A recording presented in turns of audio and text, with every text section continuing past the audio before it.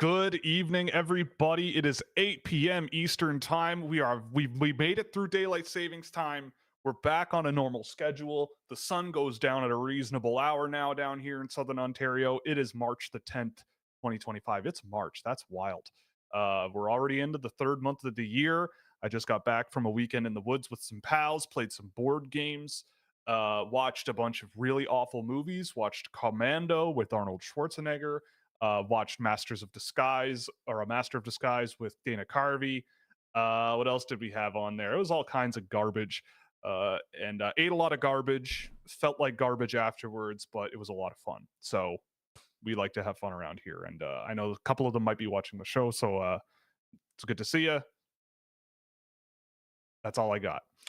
Anyway, also, by the way, it was up in Penetanguishene, Ontario. If anyone's ever not been there, it's actually really nice, right at the tip of Georgian Bay, kind of. It was a nice spot. But anyway, after a bit of a departure from last week because job, we've got producer AJ back on the show. AJ, we've talked a bit before the show. Are you okay? How are you feeling? No? I hate my team and I hate myself. We had to have a little therapy session before the show because AJ was I don't know. Maybe this will make you feel better though, because like I did the show on my own on Thursday and it went fine. You know, it was a bit of a nightmare getting everything organized and set up and getting everything working properly, but we got there. It was very weird doing a show by yourself, and I very much appreciate and respect the presence that you have on this show these days, because I don't know how I did all that stuff by myself for so long. But anyway, I'll let you take over. How are you feeling? How was your week? New job, you know, job's cool, learning the ropes. Job's cool, but I hate the Leafs. Okay. We're just going into it. Yeah, we're doing it. It's so painful. It's so painful. Scott Laughton sucks. He sucks, man. He's not very good at all. And they got rid of Fraser Minton, who I think is a better player, at least in the long run. Nikita Gribyalkin, who's fun as hell, okay? They added Brandon Carlo, who I like, but is not what they need. And I'm going to go back to something. What did they give up that I cried about in like October? The player they need, Timothy Liljegren. This team's ass. And I cannot believe all the hype around this garbage. It is blowing my mind. We've just gotten worse and worse and worse. And it's like, oh, they're staying in games. They're real tight. They're real close. Oh, they're playing a playoff hockey style. It's going to be different this year. No.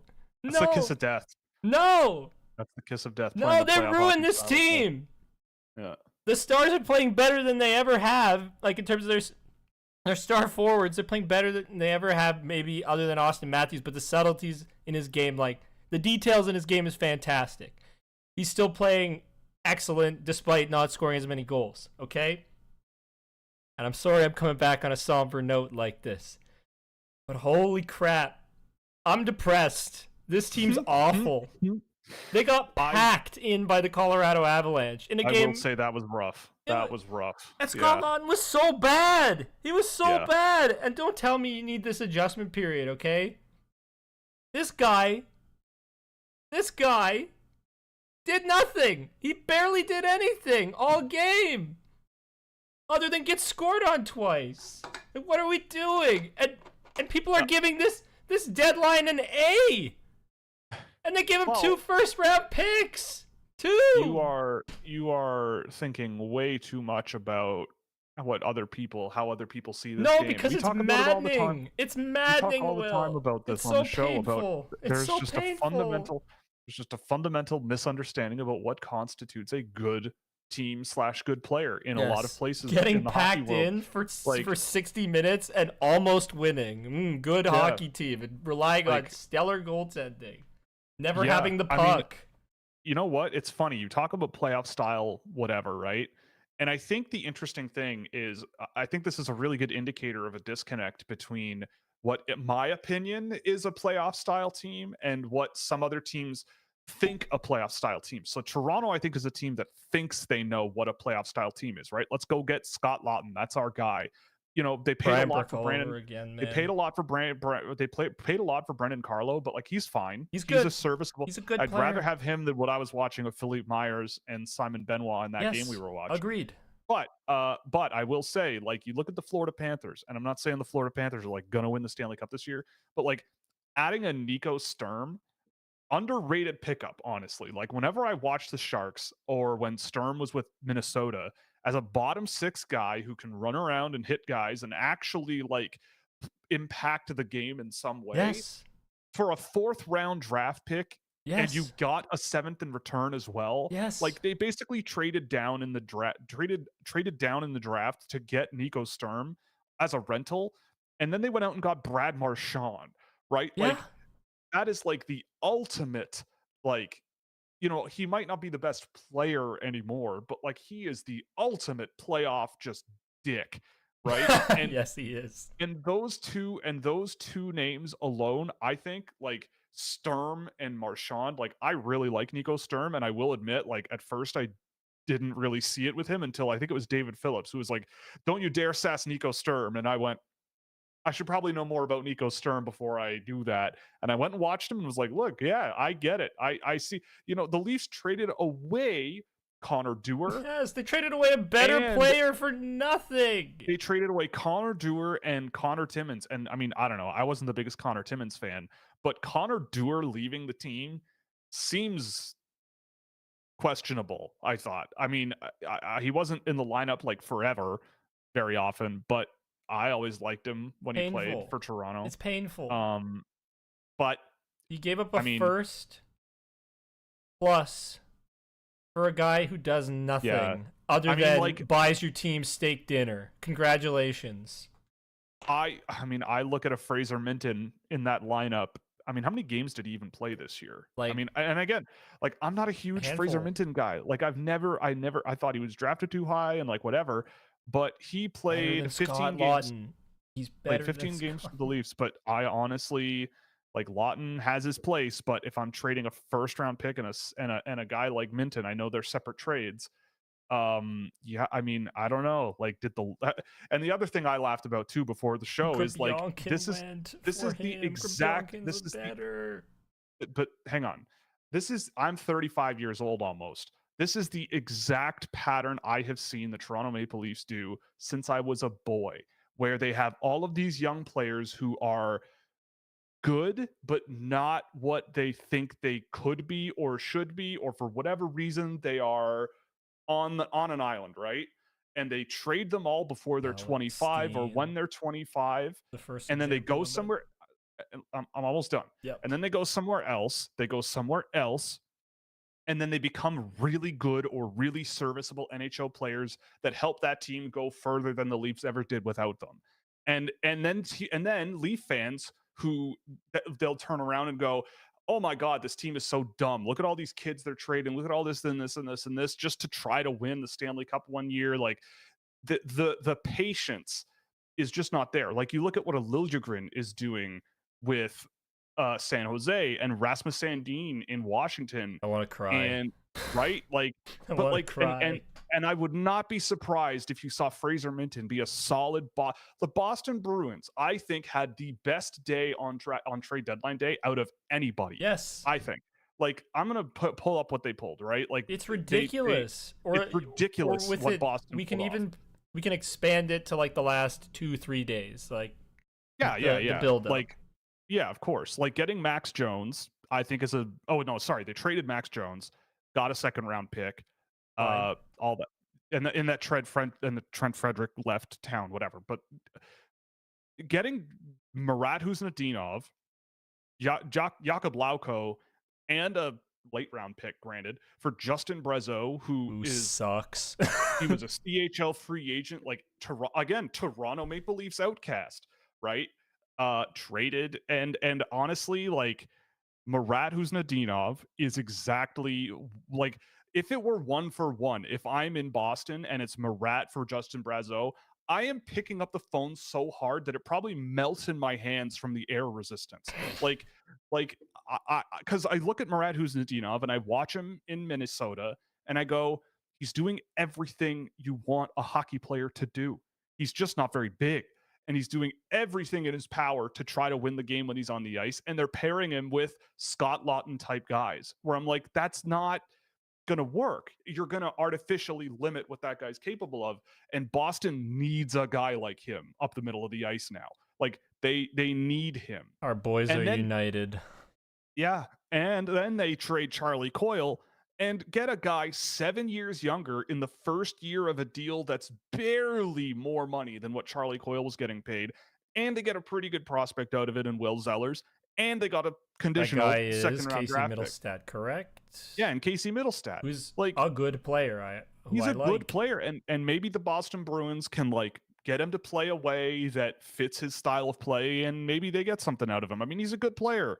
And then they trade Brandon Carlo and get a first round pick in 26 or 27. 26. And Fraser, but I think it's top 5 protected. So if the Leafs are awful next year, then it goes to 27, I think. Well, right? they're awful, Regardless. but in the more painful sense to my soul. Right. Yes. And then they get Fraser Minton. Like Minton and Kuznetsov for losing Brandon Carlo. I mean, Carlo had term, so there's that. So Toronto Mhm. gets to keep him. But getting, Middlestat and Kuznetsov and Middlestat, that's 3 centers. Like, and that's, I mean, those are all young Middlestat, guys. Kuznetsov, Minton. I think you Right. said. What did I say? You repeated one name twice. Right. Okay. Kuznetsov, Middlestat, Minton, 3 centers. Hell yeah. Like, I don't know. I think the Bruins did excellently considering Mhm. the situation they're in. And they got rid of Brad Marchand, but it's basic. That is, I mean, that I think is crazy. Yeah, but it's like, honestly, I don't hate it. I don't hate it. But it is I think it's I think it's like a risk. It like, is, in a big way. but he's a free agent. He could totally come back. That's true. He could 100% come back. Yep. But yeah, I mean, the trade deadline this year was so much fun. I was working the whole time. Well, I was on vacation and I was with 2 hockey fans, and we had a real damn good time. Sometimes I love what I do because I am such a nerd about it, and my friends who are hockey fans are pretty serious hockey fans, but obviously you have to be like a big time hockey guy to be interested in draft prospects and all these kids who are whatever. And when Mikko Rantanen got traded, I was sitting on a couch watching, I think it was League of Extraordinary Gentlemen with Sean Connery. Awful movie. But Mikko Rantanen got traded to Dallas, and I was like, hey, I just got a text. I think Mikko Rantanen's going to Dallas. And they're like, oh, what? For what? I was like, I don't know. But then like a couple minutes later, I was like, oh, it's a ton of draft picks and Logan Stankoven. And one of the guys was like, oh, that's not so good. And another guy was like, wait, that's all they got for Mikko Rantanen? Like a couple of first-round draft picks and a guy? I'm like, don't you say that. I was like, that Stankoven guy That's our boy. insane. That's another one of our boys. That is a guy. And then he goes out and scores a goal for Carolina immediately. And yeah, I mean, look, it was joyful for me to be like, trust me, I've watched this guy since he was 16. He's gross. Like, this guy is gonna be a thing, and then he goes out and scores a goal in his first game with Carolina, I believe. See, I always thought Logan Stankoven would be a Carolina Hurricane, but I thought that in his draft year. Yeah. It just makes sense, right? Like, 5'7", 5'8" guy who just grinds and shoots and passes and hits and awesome. Who's just Who's great. everything Scott Laughton is not. I mean, kinda, Look, if Scott Laughton wants to buy me a steak dinner, then I'll shut up. It's okay. I get it. Culture guy. But that does nothing for me. Nothing. Yeah. It's kind of funny. It's funny for me. Except inflict mental anguish. Were there things, I've talked a lot, were there things done that you liked? Like, where did you go on deadline day and go, oh, that's sick for whoever it is that made that deal, outside of the teams that traded with the Toronto Maple Leafs? Honestly, I wasn't paying as much attention to it because I was super tired. Working. I worked from 3 to 11 that day. So I came home. But I think that Carolina trade, based on what I've heard, Miko wasn't gonna stay, and he told them like, No, well, nope, he wasn't Rod gonna stay. Brindamore. Rod Brindamore said he told them that Carolina. He's like, I have 4 places in the league I'm going to play, and Carolina's not on there. Yeah, and so they got a Like, good return okay. for that. So I think it matters in terms of like, or I don't think it's a bad move. They I'm trying to come up with an analogy. It's like they really went out there and they shooting your shot. That's what they did. They found the best looking girl. They really tried, and at the end of the day, it didn't work, and they got shut down. And they're like, okay, let's move on. And now they got plenty of options, plenty of really good options in Logan Stankoven, who's also sick. Yeah, we did get a chat question that has been reiterated with all caps, and I have to go over it now about Zach Ostapchuk being the GOAT, the greatest that ever lived now that he's on the Sharks. And I mean, I don't know. I think he suits what Mike Greer wants in terms of like young guys being. I think it was a great trade for Ottawa. I love Fabian Zetterlund. I think he's great. Yeah, Fabian Zetterlund's been very good, and they didn't really trade that much. I mean, Noah Gregor is a depth guy. Who I also really like, but I like Noah Gregor, but he's a depth guy down the lineup. Zach Ostapchuk is. We're gonna create a list. Yeah. Players I like more than Scott Lawton, and Noah Gregor's on there.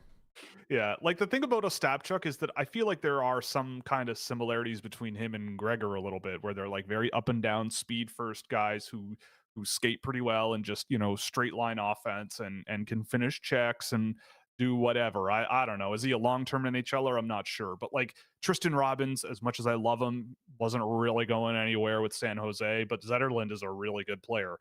So for Ottawa to add him, I thought was also a good move. Yeah. You know what's crazy? Nashville. What the hell are they doing? I know I'm sidetracking here. But no, I was done. What was that move? I don't think it happened on deadline day, and my timeline's a little scrambled because job. But like, well, it was they got Luke Shen. Luke Shen and Tommy Novak for Michael Bunting. Yeah, that's ridiculous. Yeah. Why? Yeah. They got a second-round pick for Barry Trotz. Barry Trotz, the coach, goated. Barry Trotz, the general manager, terrible. Like so far, terrible. It's been a year. It's been a year, but backfired. It has backfired. He traded Philip Tomasino for nothing, and that's a useful player. He traded Tommy Novak and Luke Shen for Michael Bunting. And then the Penguins got a decent return for Luke Shen. And now they have Tommy Novak, who's really solid. Like, I just feel like they traded Alex Carrier for Justin Barron. What are they doing? They're just getting rid of all of their solid younger pieces. Or and keeping all the old, not so good guys. Boy, Pittsburgh added a lot. Yeah. Gee whiz. Yeah. Holy smokes. I didn't realize that. They did really well, too. Getting rid of Desharnais for a pick. 2028, fifth or something? Yeah, it was a 2028 fifth-round pick. Getting Novak, flipping Shen for a second and a fourth. Yeah, Novak, a second and a fourth. Basically, Novak and a second for Michael Bunting. Yeah. Which is pretty darn good. Yeah, I would. A guy who they were who put on waivers. Yeah, I think I take Novak. I take Novak over Bunting. Period. Oh my goodness, that was weird. I take Novak over Bunting. Period. And then you get more assets too. It's like I just don't understand. A second round pick for Anthony Beauvillier. Getting Connor Dewar and Connor Timmins for nothing. That's a Dubas guy. That's Kyle Dubas' work, right? That's his boy. These little moves that make the team kind of a little bit better at a time. And I miss it. I already miss it. It's his brand, and honestly, this may sound stupid, but I would rather lose in 7 games than deal with the mental anguish I'm going to experience watching this team somehow make the Stanley Cup Finals and just get absolutely incinerated. Because that's what's going to happen. They have become the team that I hate of last year and the past years. They've become the New York Rangers. They've become the Vancouver Canucks of last year. They have. You can't win like this. You Lawton cannot is signed win like next this. year. I didn't realize that. Yes. Ooh, oh boy. All right. Well, strap in. You're gonna get a lot of Lawton and Carlo. Brandon Carlo is actually a good player. Okay? He's fine. He's a good player. He's fine. I thought he was fine. Yeah, he's fine. What I saw of the Colorado game, he looked pretty good. He did. Honestly, he shut down play pretty effectively. And what are you moving your head back? No, I'm just scrolling through the trade deadline trades. I didn't realize that Detroit traded Joseph Veleno. Yeah, there's so much. They traded Veleno for old man Peter Mrazek and old man Craig Smith. That's a weird trade. I mean, I know Veleno's not like amazing. It's crazy. And that's a player Chicago could use. There's so much to keep up with. Like, we haven't even talked about Brock Nelson going to Colorado, and that's awesome. Oh yeah, dude, Brock Nelson in Colorado is just so perfect. They added Nelson and Coyle, and those are good additions. I mean, they paid a lot, but like still. Noted Brock Nelson stan here, and since we've had this show where I've been on, I want to say pretty early, I put my I stuck my neck out on Brock Nelson being a really good player and being one of the more undervalued guys in the league. And he rocks, and I don't think he's all that undervalued anymore, especially when you are the number one guy basically on a trade bait board or like up in that echelon. Because Mikko Rantanen was the shadow number one that we thought maybe, but honestly, I did not expect what happened to go down. But God, I love Brock Nelson. That guy fits Colorado so well. And like that, I'm going to stop talking about the Leafs now, okay? This is the last thing. If you have time to watch at like the third period of the Leafs versus Avalanche game, the Colorado Avalanche are everything I want to be. And then the Leafs are everything I hate now. And you just watch those two styles go up against each other, and it's horrible to be having to cheer for the team that's, at least from my end, that's getting shelled and getting filled in like that scene from Brothers Grimsby. And if you know, you know. Oh, no. If you know, you know. Oh, boy. If you know, you know. I'm not going to say anything else, but it involves elephants, all right? So yeah, that's what it felt like. If you search up Brothers Grimsby elephant scene, that's what it feels like to watch the Toronto Maple Leafs play the Colorado Avalanche. And now, you know what's I'm done with it. You know what else might make you feel better is that someone mentioned this in the comments, but as a Red Wings fan, Steve Yzerman giving up Jake Wallman for literally less than nothing. Yeah, and then them getting then San Jose trading him for a first-round pick from the Edmonton Oilers. Like, yeah, that's crazy. Yeah, that is in less than a year, right? That Wallman trade to happened in the summer. Like, it was, I think, pretty, like, it was just before preseason, like closer to preseason than it was to the draft, I want to say. Mm-hmm. Yeah, and like, look at what the Senators did too, getting Dylan Cousins out of Buffalo, and just like, now Dylan Cousins is going to go and score 100 points next year, and be an NHL All-Star, and the Ottawa Senators will go to a conference final because the Buffalo Sabres can't win a thing. I mean, Josh Norris is okay, but I like Josh Norris, but yeah, he's fine. But I don't know, Dylan Cousins is a pretty good player. He is, but I don't know. I don't feel like. I mean, I'm not. Yeah, I like Dylan Cousins more in the long term, but I can't say I'm like. So I'm gonna I'm gonna die on a hill for Dylan Cousins. You know, like, no, not a player that I love particularly, but he's also a player that I feel I need a bit more familiarity with before I like go out there and say, "Holy crap, this guy's awesome." Beyond the fact that it's like, oh, beyond the fact that like equating his NHL rating to where he is and going, oh, but he's younger and has this rating, you know? Because I do feel like sometimes that can play a part in all of our evaluations, like not just NHL ratings, but just perception of how players are talked about. So I feel Yeah. I honestly feel like I have to watch more of Dylan Cousins to give a really good read on how I feel about this. But from an age perspective, I don't like it from Buffalo's side of things. Right. And I mean, yeah, we'll see what happens here. Another one I did kind of also like was just because I've seen this guy so much, but Herman Truff going to the Anaheim Ducks with a second round pick for Brian Dumoulin. Yeah, man. Uh, Why? Herman, for the record, Ducks fans, Herman Truff was in my first round. I love Herman Truff. Like, I think he's the perfect sort of bottom six guy with some upside. Like, he's got some skill to him, but he's a bit of a wrecking ball David as well. Phillips Like, he's got a boy. lot. Yeah, he's got a lot to love about his game, and I thought he was drafted way too late. And I don't think I would have traded him in less than a year for a rental in Brian Dumoulin, but I'm not an NHL general manager.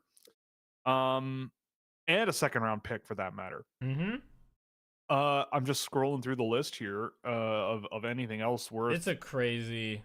It was a crazy deadline, man. Like, I don't know. I can't. I don't know. The teams traded some serious names, like especially like young names. Teams were throwing prospects around and everything, right? Like, I don't know. I get the feeling that Minnesota just doesn't value Huznadina very much. Like, they just don't think he's going to go anywhere, for better or worse. I just feel like that's the Dumb. only explanation that they went out and got a guy like Brazeau. Like, they're just like, he could play a similar role, but he's bigger and we're not as concerned. And they Honestly, it's just make that plain move. stupid. It's just plain stupid. Yeah. I don't know. I'm taking off, like, from now on. Not that you're getting full unfiltered, AJ, because that would not survive on the internet. No, it would not. But you're getting a lot meaner, AJ, in terms of how I critique these trades. AJ's feeling feelings. Well, it's like I'm never gonna be in an NHL organization at this point. That's fine. So I'm gonna take a massive dookie on all the people I think are terrible, Right. or all the dumb, boneheaded decisions that are made, and that's gonna start with my team from now on. I am now the biggest Leafs hater. Oh, of boy. all time. What a change from October. Look, the John Cena heel turn awoke. Yeah, it that's awoke true. something in me. Maybe, yeah, because I was the doomer in October and going, yeah, well, I don't know. I don't really care about anything that team does until April. With Liljegren going. I don't know. Forecheck, back check, paycheck. Let's get rid of that guy. Yeah, forecheck, back check. Let's get rid of the vibes guy. Let's get, you want to talk about No. You need a guy who buys you steak, not a guy who can not a guy who makes jokes. Right. Humor is not allowed. Just buying meat for people. Yeah. If you're not buying big slabs of red meat for other men, then you're not a real man. If you make people laugh, can't have that. Can't have that. Oh, the guy's got laugh in his name. That's true. I will also ask this question, and I don't know if anyone in the chat would also be able to corroborate or confirm, but is Shea Weber the only player ever to be traded while in the Hall of Fame? Because Shea Weber got traded to the Chicago Blackhawks, and he's retired, not retired, I guess, but he's in the Hall of Fame. And I don't remember a time where a Hall of Famer has been traded while in the Hall of Fame. I don't think that's ever happened before, but I am putting it out there. If anyone else knows of any players who have been traded, Chris Pronger. I don't know. Pronger transactions. Let's see. Chris Pronger was traded in 2015, and is he in the Hall of Fame? Chris Pronger. Chris Pronger is a member of the Hockey Hall of Fame. He was there in 2015. And when was he inducted? I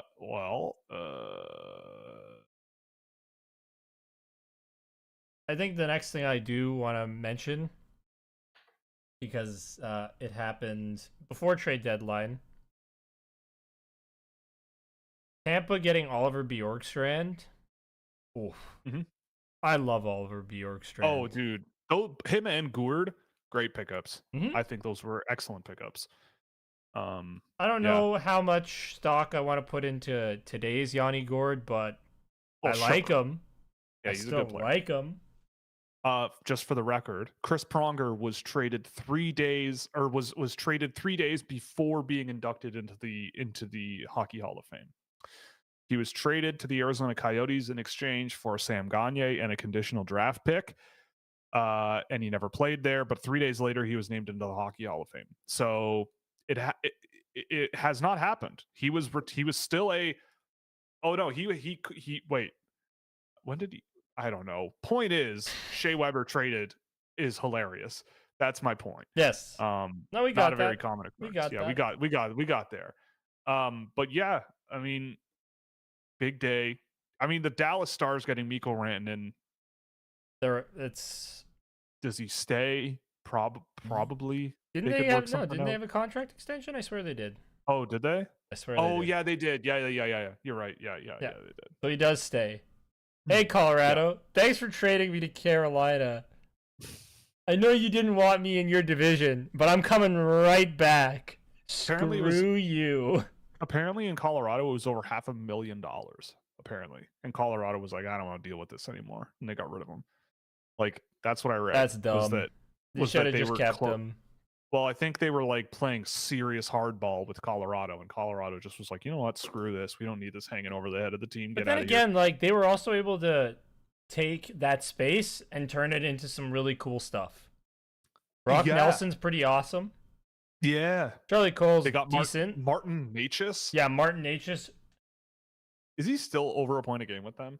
I don't know, but Martin Necas fucking rocks. Excuse my language.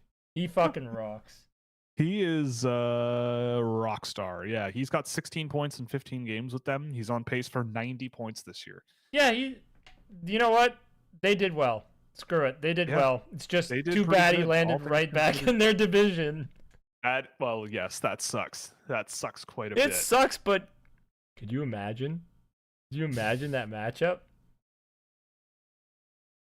So sick. I'd be so pumped to see it. So does this change? Did anyone really like? I mean, it definitely changed my Stanley Cup pick because Carolina no longer has Mikko Rantanen. Right, but they have Logan Stankoven. They do, but come on, He was good in the playoffs last year. He's great, but he's not Mikko Rantanen. He's not arguably a top 10 player in the NHL. As much as I love him. Right. Now, if he was 4 inches taller, he might be. So Dallas's top 6 right now is Jason Robertson, Wyatt Johnston, Mikko Rantanen, Jamie Benn, Matt Duchene, Michael Granlund. Is that Rupe Hintz top 6? Is just Rupe Hintz is injured. Yeah, day to day. But okay, so throw Rupe Hintz in there. Like, I don't know. I mean, it's pretty gross. Ottawa looks pretty good too. Like Brady Tkachuk, Tim Stützle, Dylan Cousins, Drake Batherson, Ridley Gregg, Fabian Zetterlund is a nice What's the defense looking like? Well, not amazing. You know, you've got Sanderson, Zub, Shabbat, Jensen, Clevin, Palo on the list. Yeah, that third pair is really bad. But you know what? Yeah. Not as bad as the Leafs D. No. What was it? Myers Benoit? Is that the one? Kill me. Oof. Yikes. Well, is there anything else you wanted to go over with regards to the trade deadline? Because there was a lot, and we might be missing some stuff. There's tons of stuff, honestly. It's just been crazy. It's been a crazy week for me personally and professionally because job again. Andrei Kuzmenko got traded for a 3rd-round pick. That's pretty cool. Yeah, he's bounced around quite a bit. But I like him. Yeah. Like him more than Scott Laughton. A good scorer. Yeah, like Anthony Beauvillier returned more than Kuzmenko did. But I guess that has to do with the cap hit, maybe. Maybe. Kuzmenko's on an expiring deal, so. Yeah. Also, Oliver Shillington. This guy got traded to the Islanders, and they just dumped him on the Ducks, where he's not going to play. No, he's not gonna. He's not going to play on the Ducks. Not at all. No, I would be. I don't know. I doubt it. That's a guy who's better than a lot of third pair defensemen that we've talked about today. A lot. Mhm. And I don't want to keep referencing it because I feel like I keep saying I don't want to talk about them, and then I bring them up again. So I'm trying really hard not to.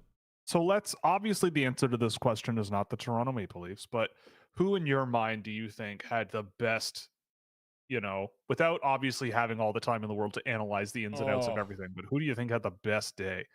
It's really tough. There's some good or the ones. Best week, I feel like the Boston Bruins have to be The up Bruins, there. The Penguins probably are Penguins in there. are up there. Man, it's tough. The Sens maybe? They did well. But I can never give the Sens credit, so they're out of the equation. No. Colorado, if we're talking about a team that... Oh, yeah. They paid a lot, but they got good players. They did, but they also... Like, if you told me you turned Mikko Rantanen into Martin Necas, Brock Nelson... I mean, Cal Ritchie was also going the other way, but, like, right. Charlie Coyle... I'm not the biggest Ryan Lindgren fan, but okay. Yeah, I guess. I don't know. Just like, it's difficult. I do like the Wallman move for Edmonton, but move, yeah. They still don't have a guy who can defend. The John Klingberg experiment must be over. Well, I mean, Brett Kulak and Matthias Ekholm are good on that side, but like, they still need guys who can defend. But they could have got Vincent Desharnais back. No. Why didn't they do that? He took them all the way to the Stanley Cup final. It's just really, and I don't even think we've mentioned that Riley Smith's back in Vegas. Like, that's cool. Yeah. That's a good cool move. Honestly, that's a good move. Yep. That's a quiet move for Vegas. That's really good. But I have a hard time saying who's the definitive winner, because it's like with Colorado, if we're just looking at the end, I think they're the best buyers. Probably. Right. I'm still not 100% sure how I feel about that, but I think they're the best buyers. Yeah. I feel like Boston did something really cool in terms of what they were able to shed, and they did it really quickly and got a lot back. Yeah. No, I know. So play Fabian now. You have no excuse. Now I'm pivoting to my other thing. Yeah, my other TED Talk. The other memeable trait about me. Yeah, but I think Boston did a really good job. Now that I keep thinking about it, yeah, they're the team that I keep coming back to. Of like, I think they landed 3 really good centers, or at least like for various roles on a team. Minton, Kuznetsov, and Middlestat. Like they all have still like need a things #1 about their game. They have things about their game. Well, yeah, of course, but like and none of those guys are likely to be that. But like. They set a good foundation for like sort of retooling what that team like. I don't know. I saw a thing. I don't know if it was an interview quote or an interview like audio, but someone asked Murat Kuznetsov about what he feels, how he feels being traded out of Minnesota so quickly, and he's like, well, maybe Boston will know what to do with me. Maybe they'll know what to do, or something along those lines. Right? He said something like maybe they'll respect me or maybe whatever. And I mean, you know what? That I agree with that. And you know what? If Boston is smart, they take a guy like that, they give him the reps, and they go. They play him with Fabian. If you squint your eyes, he becomes 6'2", and you just let him go because he is what the Bruins need, and I think he's what Bruins fans will love. Like him, and I get the feeling that if a coach gets in his ear and is like, "Hey, man, you skate like the wind." You're intense. You're aggressive. If you want to also be a really great Boston Bruin, be more of a jerk. Like, dig away at I just had a thought. Yes. What if the Boston Bruins draft Carter Bear and we get a line of Murat Kuznetsov, Fabian Lysell, and Carter Bear? Well, that would be the stupidest line. Carter Bear is missing the rest of the season, so that's too bad. I believe they said he's missing the rest of the year, but maybe that would be hilarious. Yep, maybe that will happen. But yeah, I mean, the other one too that we haven't mentioned was Seth Jones getting traded a little while Yes. back. That was almost 2 weeks ago.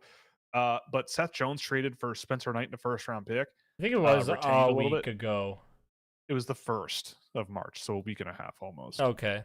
But regardless, it doesn't matter. I mean, Seth Jones in Florida, to me, that just screams the Florida Panthers are going to find a way to make him an elite defenseman or something. Like, You're gonna have a I lot don't more know. time because of They- like I forget the name of the guy. Yeah, that's true. Ekblad's. Ekblad gone for 20 games. That's Yeah. the rest of the season. That's pretty wild.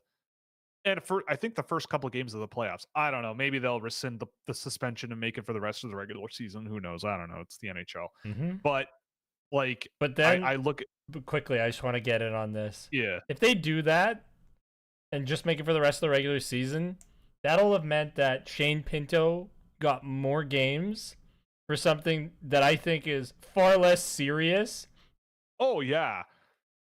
than Letting someone else use your performance betting enhancing drugs. Yeah, I know. PEDs, man. But No I wonder forget he the had a name. beard at 18. That's not real. You can't have a fully grown beard at 18. True. But I can't remember his name. He's a guy who works for the Panthers in their player evaluation department. And every time I hear him open his mouth or hear about what he has influence on the team, I go, that's why they won the Stanley Cup. Like, I forget his name. It's a pretty crucial guy to be forgetting. Well, yes, I know. His name is it? Oh my God, they have so many people on staff.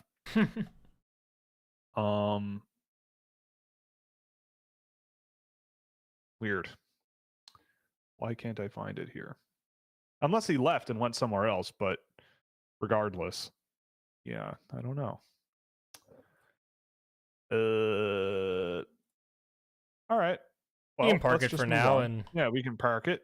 We can park it and move on. Anyway, I mean, is there anything else from the trade deadline you want to go over, or shall we? Because sort of it's going to bring up more depressing thoughts. More depression. Okay. Well, let's do this. Let's let the people depress me instead. Let's well, before we get to that, you guys don't depress me. Yeah, I love you all. I appreciate you all watching. Even if you say mean things to me,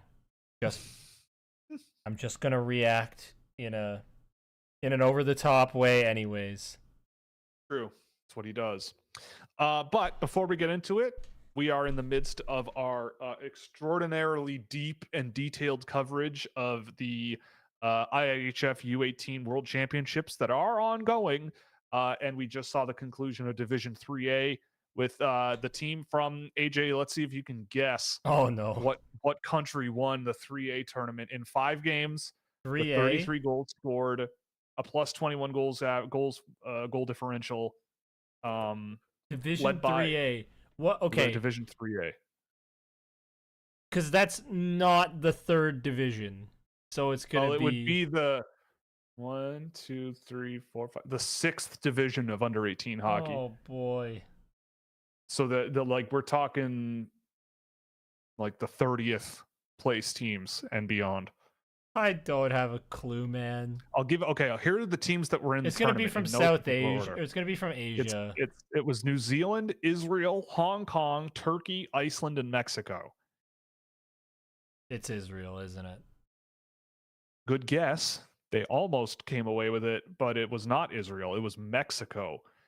The team from Mexico, powered by how could anyone forget the big Mexican hockey names Nicholas Potts and Pavel Hey now, Goryachev. there's a big Mexican hockey name that happens to play for the team that I not trying to mention anymore.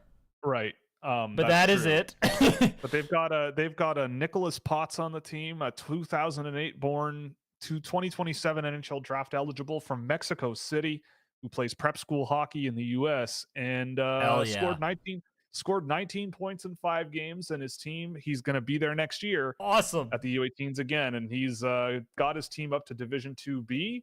And who's in that? Let's see, Division 2B, and then we'll move on to chat questions.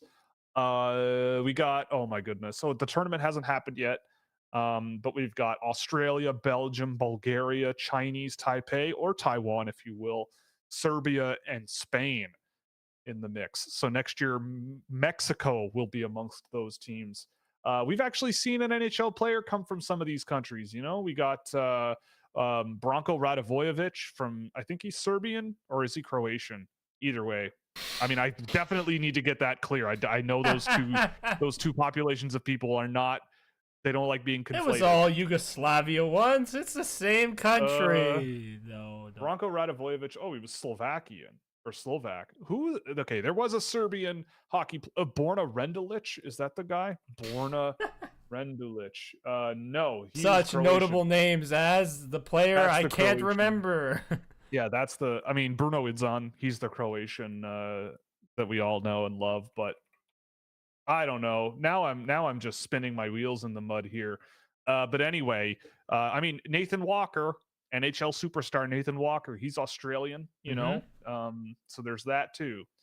But anyway, Mexico does have their best players back for next year in Goryachev and Potts, it seems. So, you know, maybe we're gonna see Mexicans rise to take over the world here. A China versus Taiwan game would go hard. Yes, it would. Yes, it would. Yes. Yes, it would. Anyway, okay. Go Taiwan. I actually, yeah, Taiwan. Instant way to never ever make headway with that with a certain population of 1 billion people. So it does seem there have been a couple of Serbians in the NHL, but not since 2003. A guy named Dan, apparently. Anyway. Okay.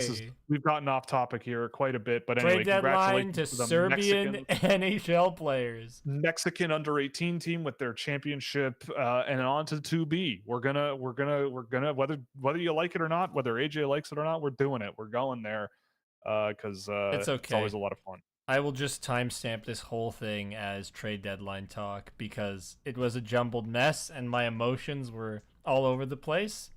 And I tried. But I feel like there was so much overlapping that I am just going to make it simple for myself and call it all one thing. Yes. All right. So you're welcome, listeners. This is what working 10 to 12 hours a day gets you. we will just have to make content for those. I'll do it. I'll just make content for them and become, you know, I'll be that guy with like 80 views a video. Go Iceland, go. Let's go Australia. You can do it. You beat those. I was just saying that as an excuse as to why like I was more invested in my performance.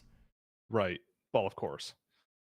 Okay. Well, on that note, I mean, I guess we can move on to chat questions here. Again, if you're not aware, our second half of the show, we get through all of the questions from the first half of the show, and of course any you might have between now and the end of the show. First question, I know the answer to this one already. Do you have thoughts on Leon Draisaitl? Good player? Yeah, I guess so. He's pretty good.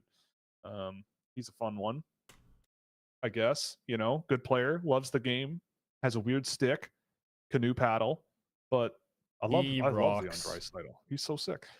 What do you see in Daniil Prokhorov? I love that guy. Prokhorov is, for anyone who doesn't know, Daniil Prokhorov is a 6'5" forward who has ridiculous hands on him in terms of skill level and a ridiculous finishing ability. Like his shot is so good. I think he's a bit of an underrated playmaker, but he's a guy who, if you want to project, you know, yeah, he's 6'6", 209 pounds. But if you want to project on a big, skilled guy who, he's one of those guys where if he went 38th overall or something, I would not at all be surprised. And I would think that the team that does that, if they know what they're doing, they might get a really good player out of that. I think the last time that kind of thing happened in my mind was like a Kirill Marchenko, who when he was drafted, I remember watching him going, okay, I mean, this is high, but he's really big and he's got a lot of skill. And he, the biggest weakness for me with both of those players, him and Prokhorov, was the skating ability. And with Prokhorov, it's a big problem. And I think that's why he's limited a little bit offensively he has 18 goals and 7 assists this year. And you can see why when he plays, but really good shooter. He's got some room to develop, I think, a lot of parts of his game. And yeah, you stash him in Russia for a while and you'll see what you get, but I'm a fan. I already know Scouchman's next beloved, unreasonably high dark horse. Guess Jonas Lagerberg Hohen stats. Oh, I don't need to guess. I don't need to guess the color. I'm not going to finish that line. I don't need to guess because I think it's something like 26 goals and 2 assists. I think something like that. I mean, he is a good player. Not going to lie. I kind of like Jonas Lagerberg Hohen. He's been quite good every time I've seen Lexan this year. Yeah, 26 goals and 3 assists. So I was close. Good player. Again, good player, loves the game, tries hard, But yes, I do like this guy as well. He's a good player. I don't know if he's going to be my dark horse super high guy for next year. I don't think he's that. That's probably going to be Xavier Villeneuve. I'm probably going to have that guy like at 3. And people will yell at me because he's 5'10" and probably 140 pounds soaking wet, but I don't care. Here's what I bet. You're gonna hate that player next year, or you're gonna be like, you're right. That's what happens. It's like Will sent me Marcus Kiersey in what 2020 what was his draft year? Was he 2023? Well, he was last year. He was 2024. Yeah, but you sent him. You're like in October. Yeah, and you're like, this guy's awesome. I love him. And hey, I do. I know you love him. He's gonna be an NHL player. I know. He's good. I know, but you did at the time. I did. That's okay. By the way, just for a fun little note, we're both Canadians here. Yes. Guess who the most popular trending player is on Elite Prospects today? Scott Lawton. No. Think bigger. Not physically, like scale wise. What's the news in Canada?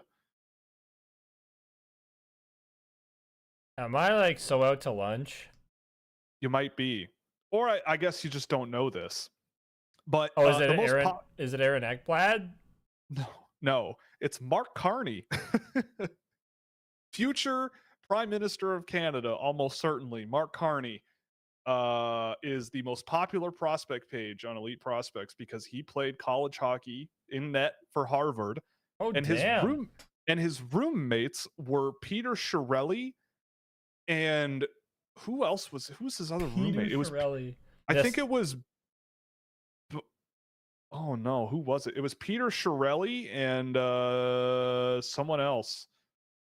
One of them, one person possibly attributed to fixing the economic crash or helping to fix the economic crash in 2008-9. The other one causing the downfall of the Edmonton Oilers. Yeah, I think it was Mark Benning, Jim Benning's brother.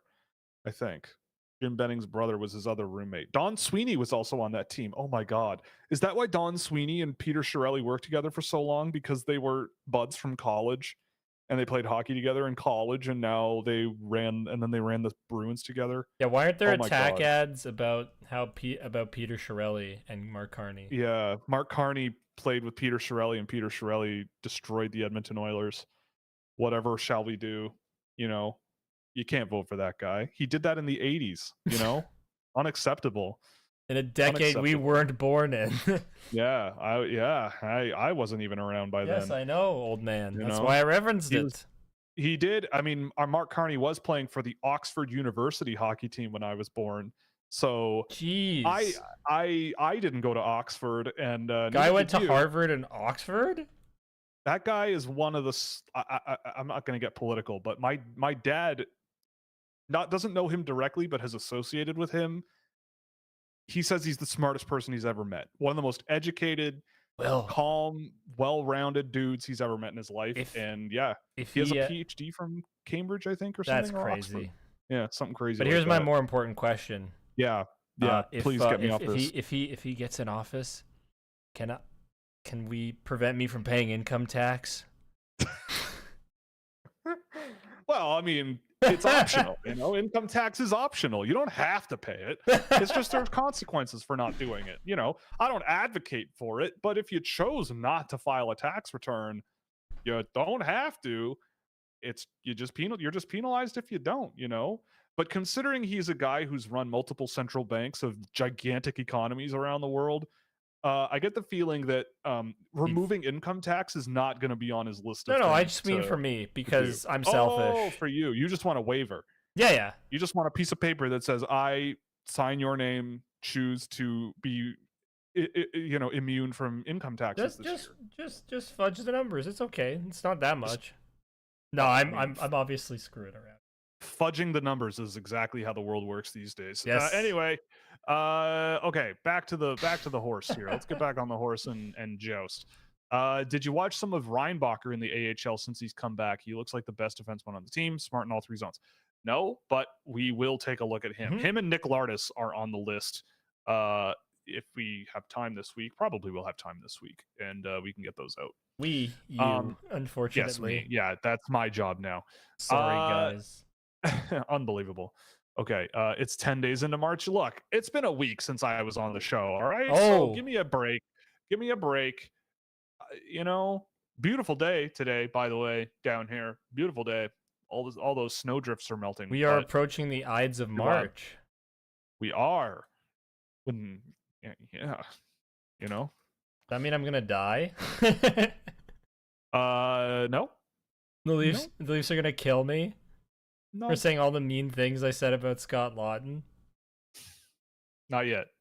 I don't think the Leafs have quite. I don't think the Toronto Maple Leafs have grown to that level of influence. No, it's me having grown to that level of influence. I think that's the more appropriate thing. I don't know.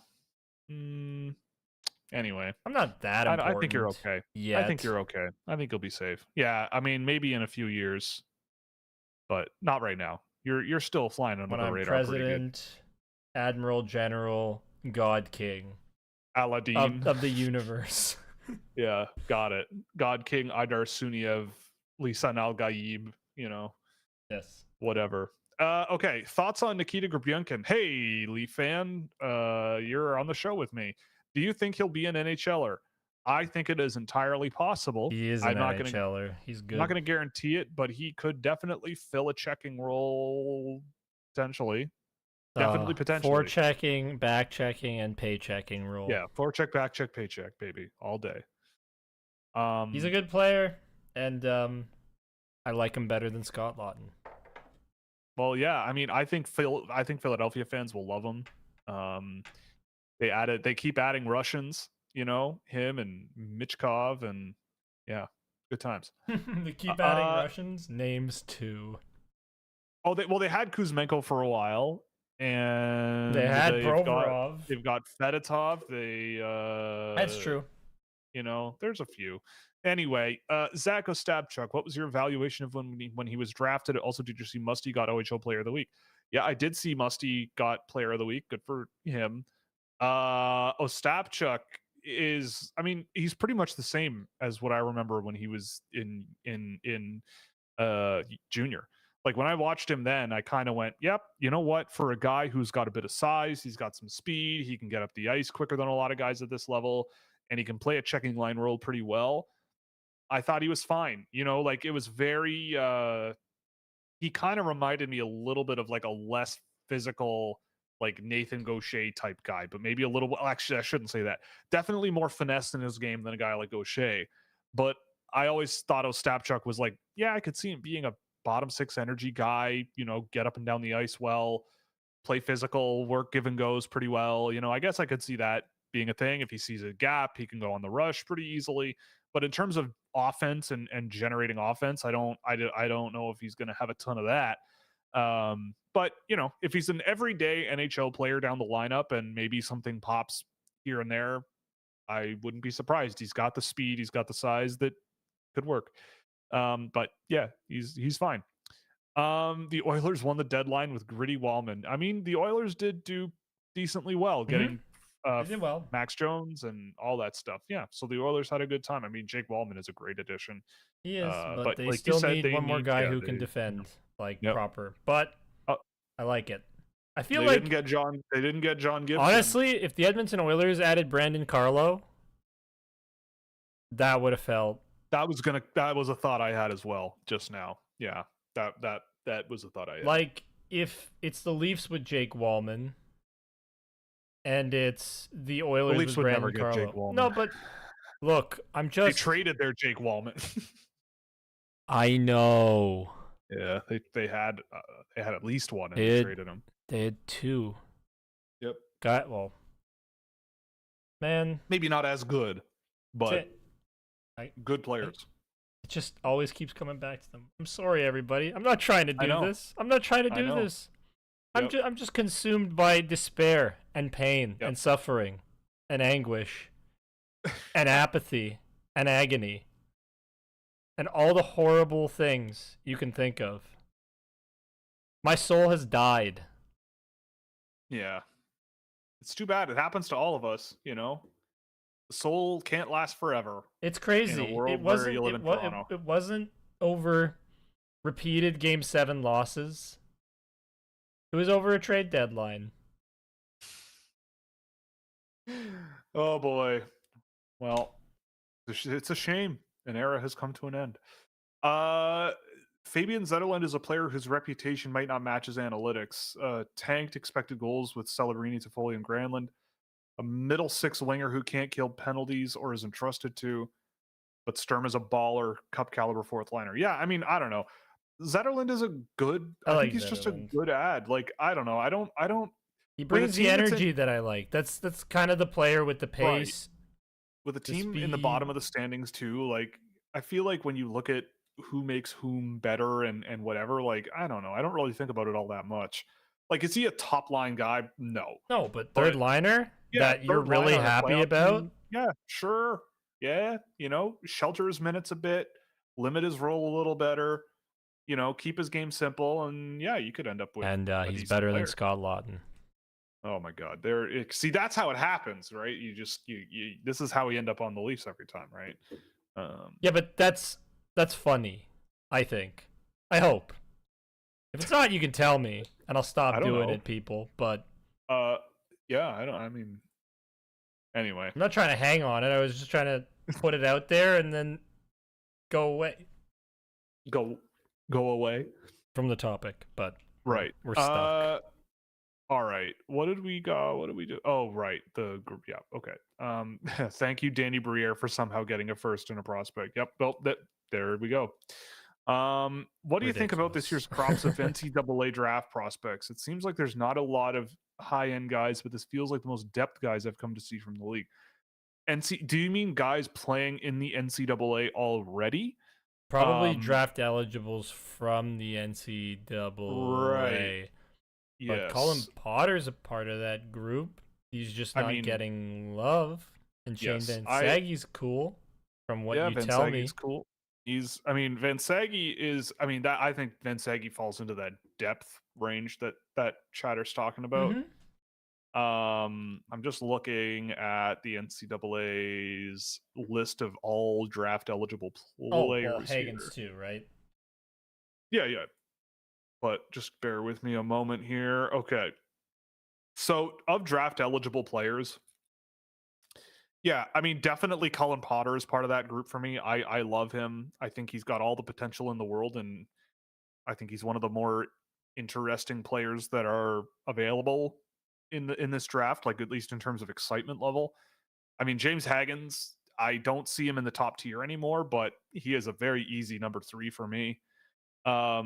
I would love it if someone took Charlie Serrato and gave him a look somewhere in the draft, because I love him. He's rambunctious and a fun player to watch, and has a lot of skill to him as well. But I don't think there's a tremendous amount of players that I'm really looking at going, yeah, these guys could be guys high on my NHL list. But I did, usually since AJ might not be around as much on Thursdays, I'm trying to save the specifics about the work I'm doing for Thursday shows, but I did do a sweep through NCAA in the last week or two, which would include Hensler, Vinsagi, and Boumedienne, and Rayo Mullen. And I actually did a couple of those today. And I think again, like you said, I think the depth is pretty good there. Sasha Boumedienne is going to be a guy who I think you draft, and I don't know what he's going to be, but he skates pretty good, and I don't know what that means. But he's a player who, when you watch him, you go, "Yep, like this guy gets around pretty well." I just don't know what else he's going to do in the NHL. But Rayon Mullen, I like Rayon Mullen, but again, I watch him and I go, I don't know what he's going to be in the NHL, right? Like he's not a particularly good defender on the rush. He's not a particularly physical player. He looks small out there. He's a decently mobile guy. I think he's a decent finisher as well. But I just sort of have him where I'd go, yeah, like if he was top on my list and I needed a guy, a project defenseman that I can leave in college for a while, and maybe I get a nice 200-foot mobile puck mover, then maybe that's him.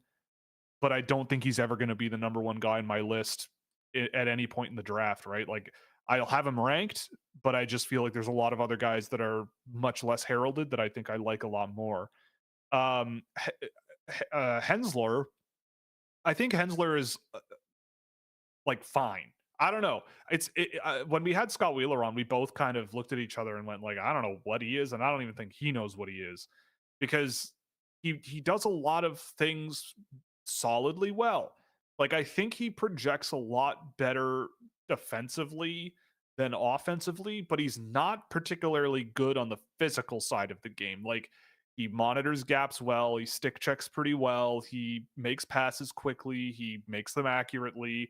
Like there's a lot that Logan Hensler does that I like, but where do you draft a guy like that? I have no idea, right? Like he's almost a +1 eligible player.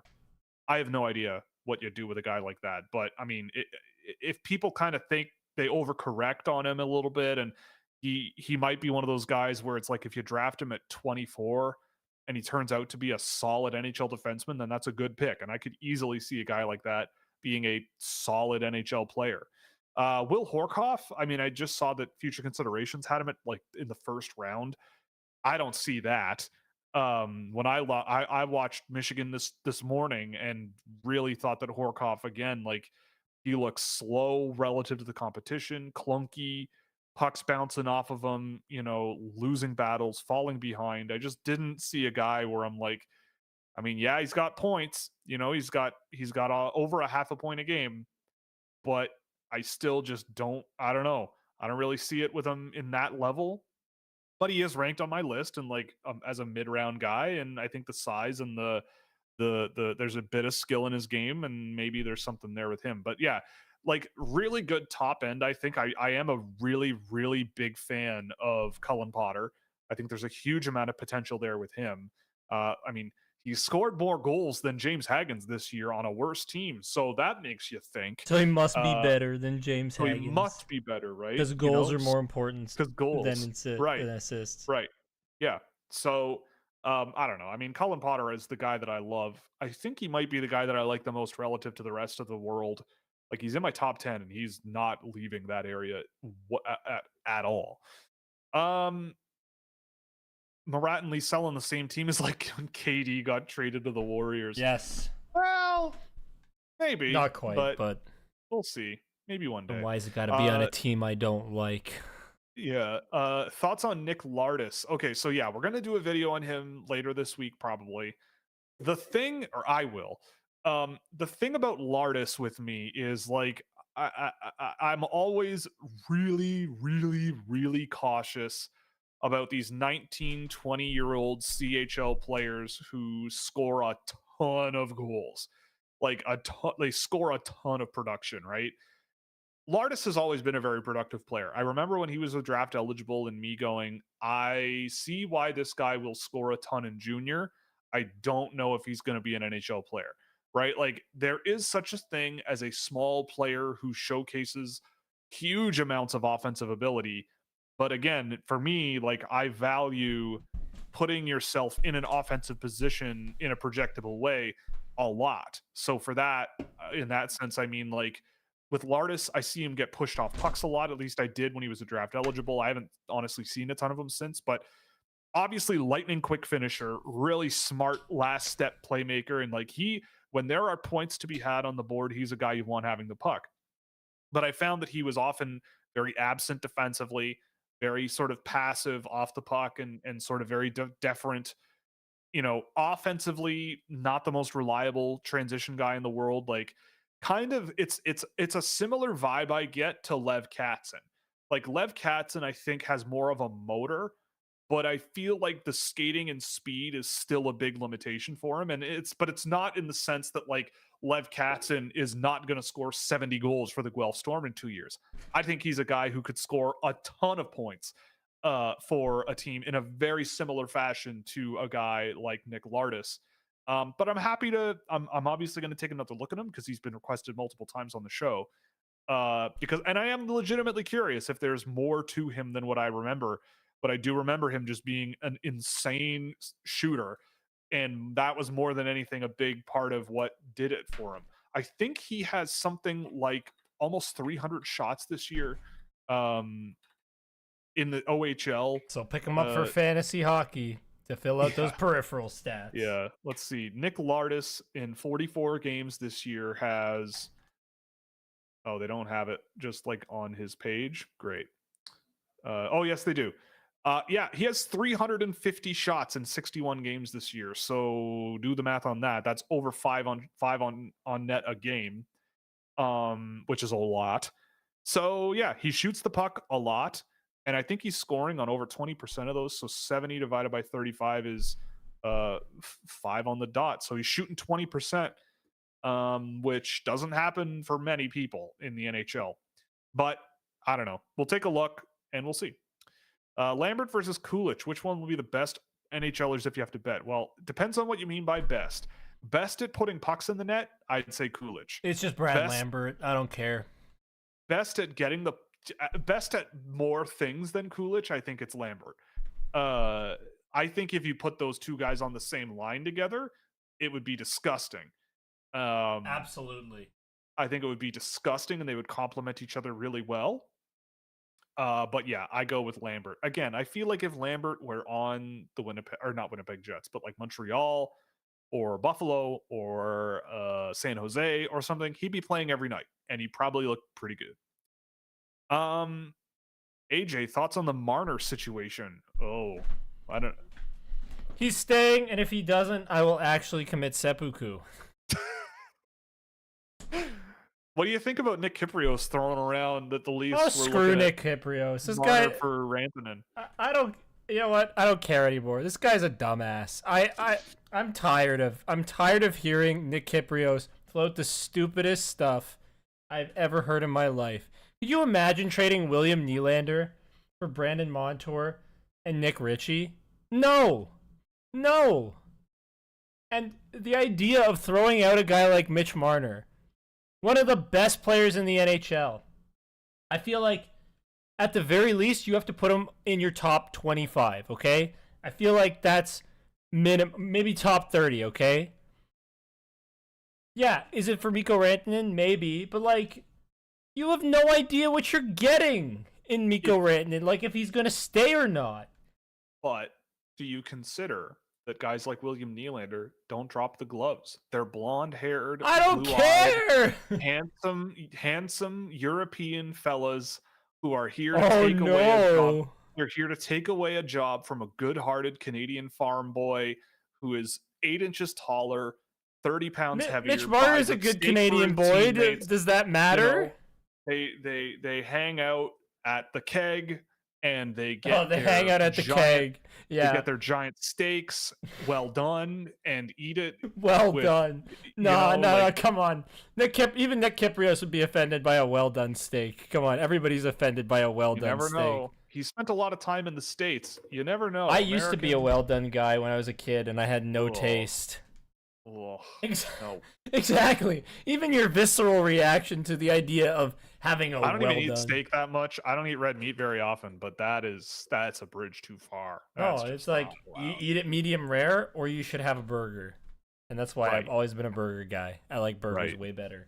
Burger man. Steak is overrated. I agree. Yeah, it's overrated. I like fish more. I could eat chicken thighs every single day until the day that I die. Chicken thighs, and you can't screw them up. You can cook a chicken thigh to like 210 degrees Fahrenheit, Celsius, regardless. You can cook a piece of Fahrenheit, sorry, Yeah. to like 210, a chicken thigh. It's gonna be fine. It'll Even our taste ovens good. are in American units. Yes, our ovens. I mean, I don't understand. Like Canada being a hybrid, I think our patriotic duty in 2025 should be completely abandoning the imperial system and going full metric. Yes. Cars need to be in meters per second. Well, okay, I'm not fully behind this because I like the idea. Our ovens. I like measuring height in feet. That's it. No. Centimeters. No, that's now that stupid. I'm used to it now that I do all this data tracking thing, and centimeters is way easier than feet and inches, mathematically speaking. So anyway, I just like easier numbers to digest. I don't know. I feel like for that height specifically, it's just something I would not be okay with letting go of. But get rid of Fahrenheit in this country. Next thing you know, you're going to be measuring weight in stone, and you're going to go, Canada should be doing that. All right, pounds too. I like pounds better. Right. What do you? Oh, okay. Similar question about Zetterlund. I like him. I've already again. Yeah. I've already predicted that playoff Stankoven will outscore playoff Rantanen and YOLO. That is a hell of a YOLO bet. I predict that is actually I'm not gonna predict anything. That's just crazy. I'm sorry. I appreciate I appreciate the balls and the gusto, but Stankoven I couldn't do it. It's elite. He's gonna score 1 billion points in the AHL playoffs. All right. He's awesome. In Carolina. AJ now understands. Oh God, AJ now understands why I would scream every time Tortorella put Mitch Konechny on the ice with Lawton. They did that. That's horrible. That's awful. Why would you do that, Mitch Konechny? Line blender, baby. God. It's okay. Scott Lawton can't ruin William Nylander. William Nylander's too good. It's true. Time will tell. What should Red Wings fans see about more? The paltry trade to get Mrazek or San Jose getting a first for Wallman? The Wallman one. The Wallman one. Losing Joe Veleno, like, whatever. Like, he wasn't really working out there anyway. And you get a couple of guys, fine. But the Jake Wallman thing is genuinely kind of embarrassing. Like, that is. It is. Like, in less than a year to go, we're going to pay stuff to get rid of this guy. Like, what is the complete trade tree there? I need to know. Jake Wallman transactions. Let's see. Trades, trade history. There's one website that's really good for this. This one.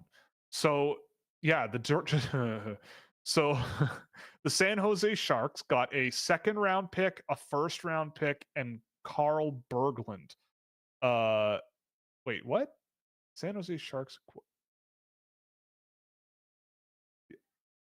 I think this is wrong, but the best resource. It says the Edmonton Oilers get Jake Wallman and a 1st round pick for Carl Berglund. That's not what happened. Wasn't it the other way around? Wallman for Berglund and a 1st round pick?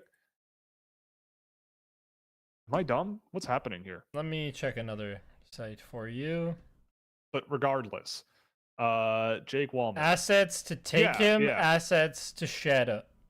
So San Jose basically got a 1st, a 2nd, and a guy for basically nothing. Mm-hmm. Well, a player that was good. But like, he came and went, right? Yeah. They took the player on, sent him out, and they got a 1st, a 2nd, and a guy. You know what this is like? That.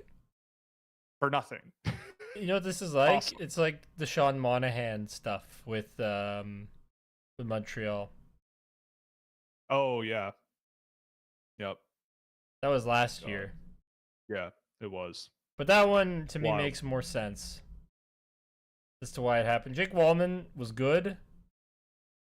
Got packaged as a cap dump to keep all the terrible defensemen that Detroit's decided to keep over him. And now Edmonton shed a 1st round pick for him, which is stupid. And I think honestly that you should get fired for that. Like that's crazy to me. Well, maybe they're going to go to the Stanley Cup final this year. They're going to The go on a run. Detroit Red Wings. Maybe. You can't say it's No, no, no, impossible. no, no, no, no. I already told you the Leafs are going to the finals and they're getting blasted. Right, that's true. Yeah. You did say that. I honestly believe it. I honestly believe it. Okay. What do we got here? Okay. I just realized we might get to see Denver Barkey, Travis Konechny, Nikita Grabyankin all on the Flyers in a few years. Not only that, you're going to get Oliver Bonk coming to town. He can be a jerk. Bonky. They've got, yeah, Bonky himself, the one and only Bonky. I can't not think of the recess episode. Oh, I know. Bonky. Mikey. Bonky. There, yeah, maybe we should do that. We should have a recess watch along party while watch the Bonky episode in the week before the draft while I'm doing no work. But yes, the question about or the comment about Konechny, Barkey, yeah, Grabyankin, and you segued into Bonk. Yes, Bonky, Barkey, it's gonna be a good time. Eric Polkamp was just named NCHC Defenseman of the Week. Do you have thoughts on him? Oh man, I'm so happy for that guy. Polkamp is such a great example for me of a guy where if you see a defenseman who absolutely hammers hockey pucks, rips around the ice, and is just a little bit flawed in a few very important areas, obviously. I'm just flawed in very important areas. But like, I mean in the sense of like he's not overly physical, he's not the most mobile skater backwards. I remember this when he was draft eligible in 2022. And because I remember watching him with Cedar Rapids that year and going, God, this guy is hammering pucks and like playing at a really high pace of play. And he scores a lot of goals in the NCAA, and I can absolutely see why. It's just in terms of like an all-around game, I don't really see it right now with him as an NHL player. But for a re-entry guy you drafted in the mid rounds, I think it's a really, really good pickup.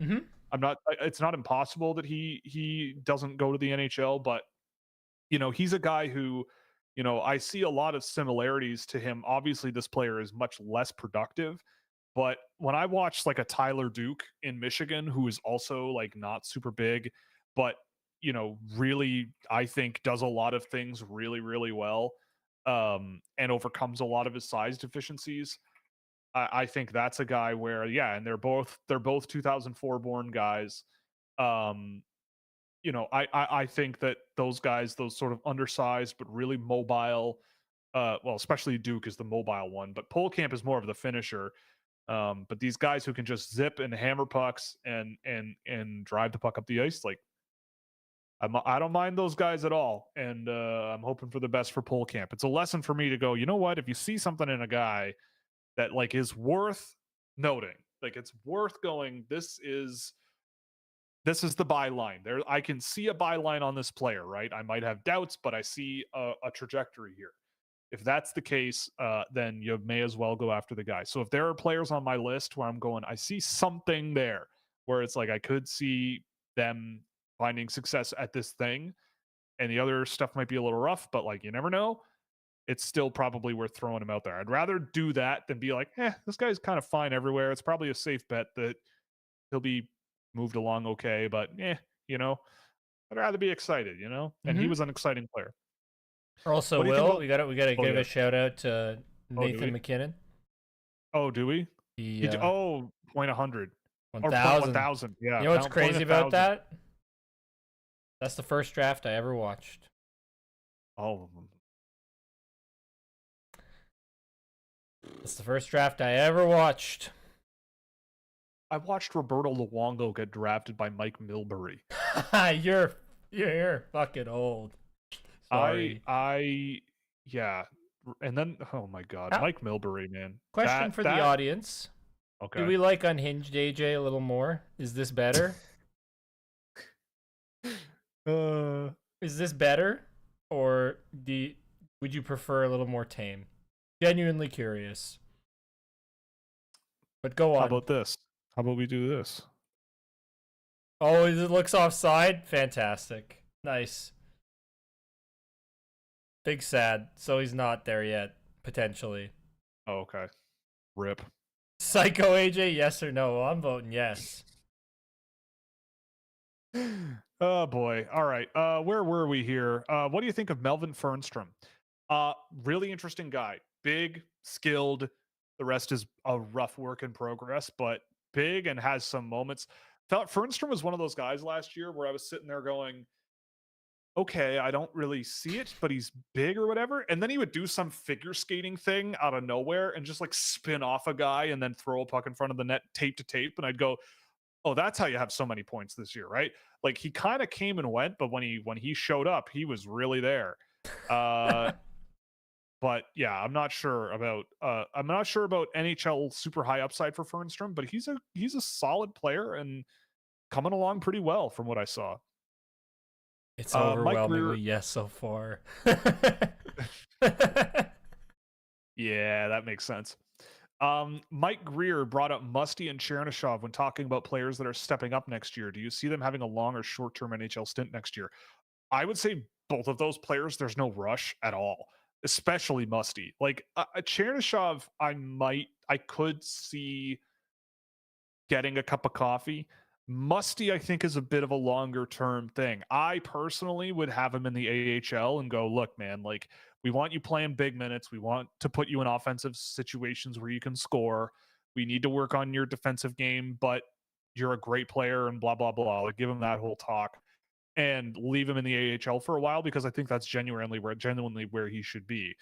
Chernyshov, I think, is a little bit more advanced. I mean, he played in the KHL last year, right? Like the OHL for him is a step down in competition, and he is dominant there, right? Like, not saying Musty isn't, but I think Chernyshov could maybe carve out a role. But again, I don't know. I'm not jumping to the conclusion that Chernyshov is like elite all of a sudden and an NHL like superstar in the future just because of how much production he's got.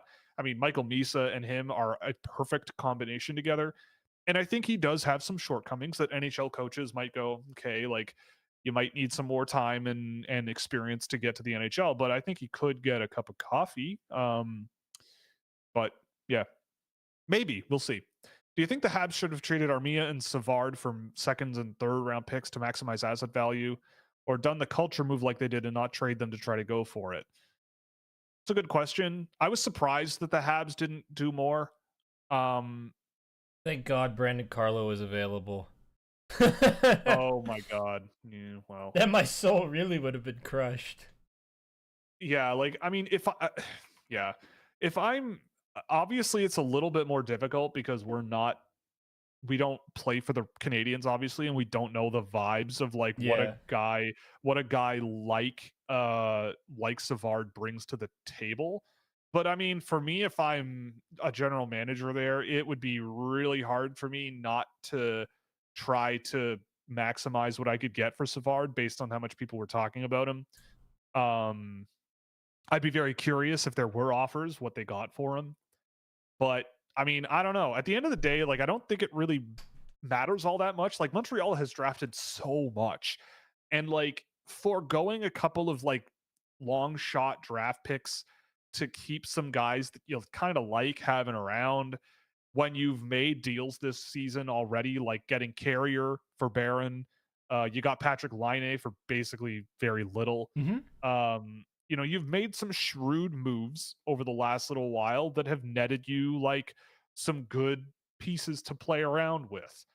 And so I don't know, like you could go out and farm more draft picks, I guess, but like I also feel like if you're a team that's been rebuilding and has been not good for as long as Montreal has, and like you're this far in and you're still thinking about like acquiring more draft picks when you've already drafted so much and have so many players in the hopper, it's like, well, are you confident in what you've done in the draft the last few years if you're still going out and getting more draft picks and whatever? Like I get that there's that asset management side of things. I guess in Montreal's case there's to me no right answer. Like if they turned down like a first, a second, and a third round pick for David Savard, then yeah, obviously that's a thing where I'm Mhm. like, okay, you probably should have taken that. But if it was being like if it was a second, it's like, okay, maybe. But Montreal already has. Well, Yeah, yes. I'm gonna disagree with you on They one have a second. aspect. They have two firsts, two seconds, three thirds, and two fourths. Oh, good. You got another third round pick to add to that, right? If you I can don't get know. anything for David Savard, you take it because he is not good. But that's what I mean. I don't know the specifics behind. Like, if you lose David Savard, is there a revolt? Right? Like, if you, No, you don't know. You I don't know the doubt answer to it. that. No, No, no, no, no, no. I do know I'm not, the answer to that. You think they're actually gonna revolt? No, no, I'm not literally revolt. I mean, is it gonna affect the team if they look at a guy and they're like, yeah, we don't want to be a bad team anymore, but this guy that you all like and that has been here for a long time and the fans like him, he's not we even been dumped there him. that long. He's been there for like 3-4 years, On maybe. this Montreal Canadiens roster, that's a while. Like, they've had a Sure, lot of turnover. sure, but Like, Nick Suzuki's been there longer than he has.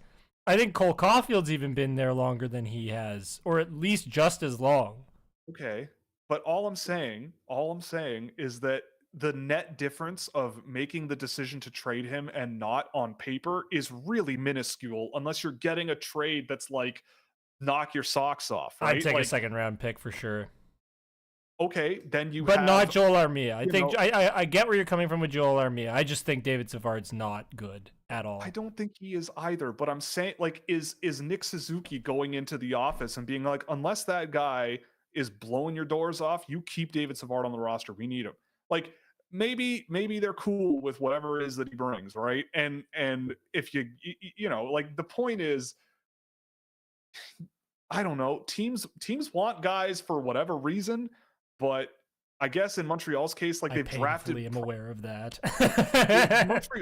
Montreal arguably has drafted more than anyone else in the last 4 or 5 years. So, like, if you have a guy you like and you can just sort of think you can be okay, and you already have over 10 picks in this year's NHL draft and like another 8, 9 next year, like, come on, like, we're splitting hairs, right? We're Like, splitting whatever. hairs, but you can find a vibes guy who maybe doesn't bring as much vibes, but is better at hockey. I'm sure of it. I'm sure somebody will fill the role.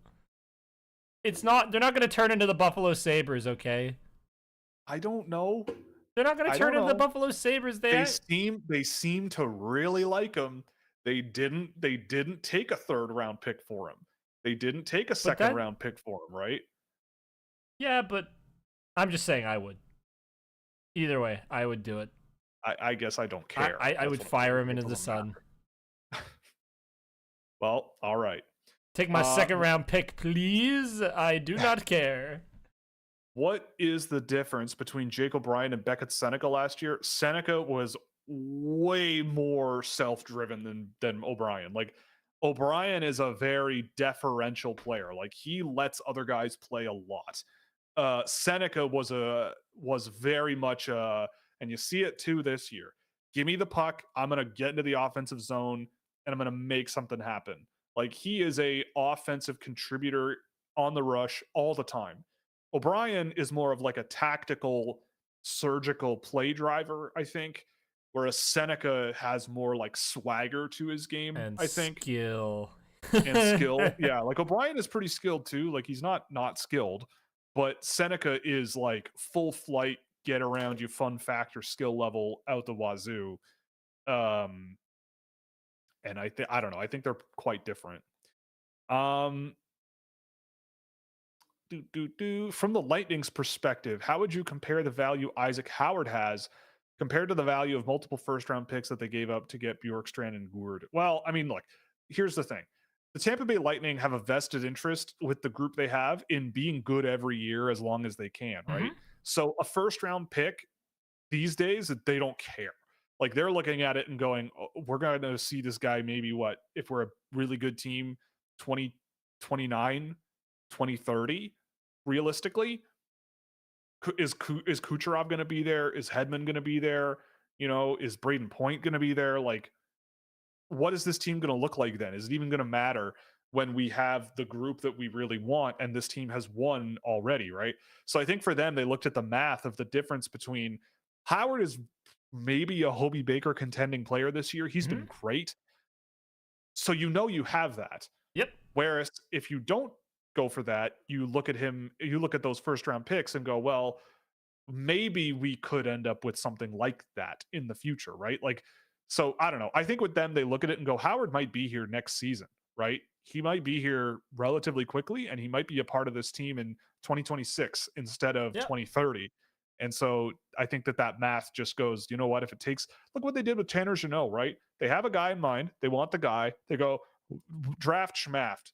Here's whatever the hell you want, you know? No, but like, no, draft schmaft. But you brought up Tanner Jeannot. That's just a funny example to bring up. You know, I mean, that is a crazy one, you know? It was dumb. It was nuts. But again, it's dumb on paper. But it's like, if they did it for somebody good, it would be okay. I get it. This is one of the funniest analogies I've ever heard come out of Jeff Merrick's mouth. We need ripe bananas, not green bananas. Yeah, you know, sure. I think it's funny, but I also think it works. I don't love it. I don't love the phrase, but I get that idea. It's not what I would do all the time, but for them it makes sense because I came into the year thinking this is a really, really good team that I think people might undervalue a bit. And look where they are. They're right back there in the Atlantic, contending for the top spot even. Like, they're not quite there, but they're just below it. And if they stay this hot, then it's very possible that they could even take that top spot in the Atlantic. So yeah, this is a great team, and I understand why they do it. Yeah. No, I get it. And they got Oliver Bjorkstrand, who rocks. Who rocks. He's good, yeah. He's so awesome. Good. And people are going to see just how great this guy is going to be. Like, could you imagine? Well, you can see it. Mm-hmm. They put Nikita Kucherov and Oliver Bjorkstrand on a power play together if they wanted to. That would be hilarious to me. Right. I think that would be hilarious. I just do. And then they have guys like Brandon Hagel, Anthony Cirelli, Braden Point, who's always been one of my favorite players. Like, they're gross. Yeah, they're good. They're a good team, and they want to be good as long as they possibly can. San Jose did it.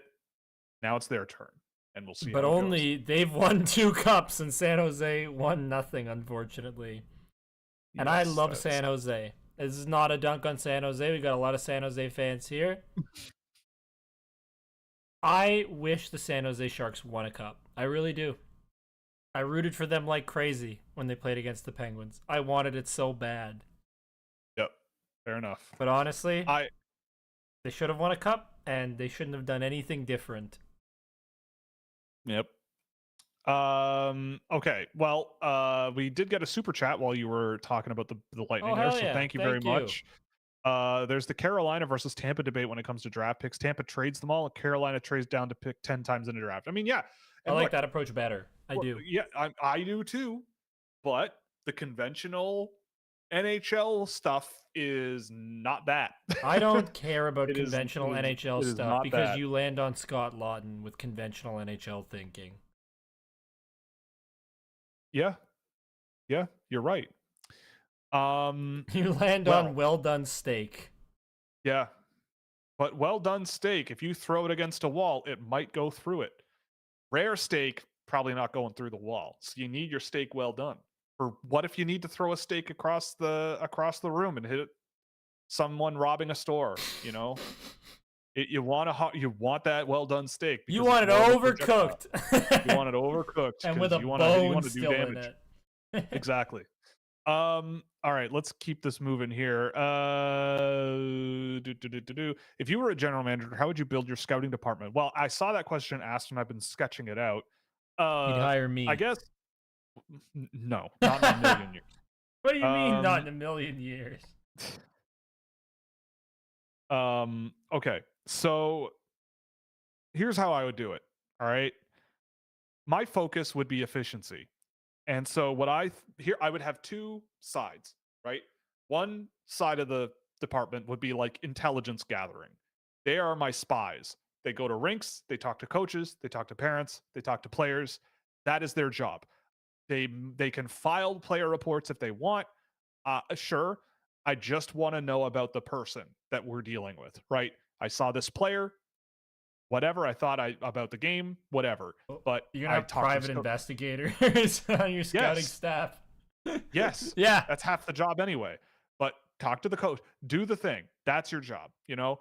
If you're not at the rink, be on Zoom during the day. Try to get in front of as many coaches and people and parents and teachers and whatever classmates as you can to build a file on as many guys as you can. Build a profile. And That's awesome. I'd have one in the West, in the WHL, OHL, Q, one in the US for USHL and college hockey, maybe two.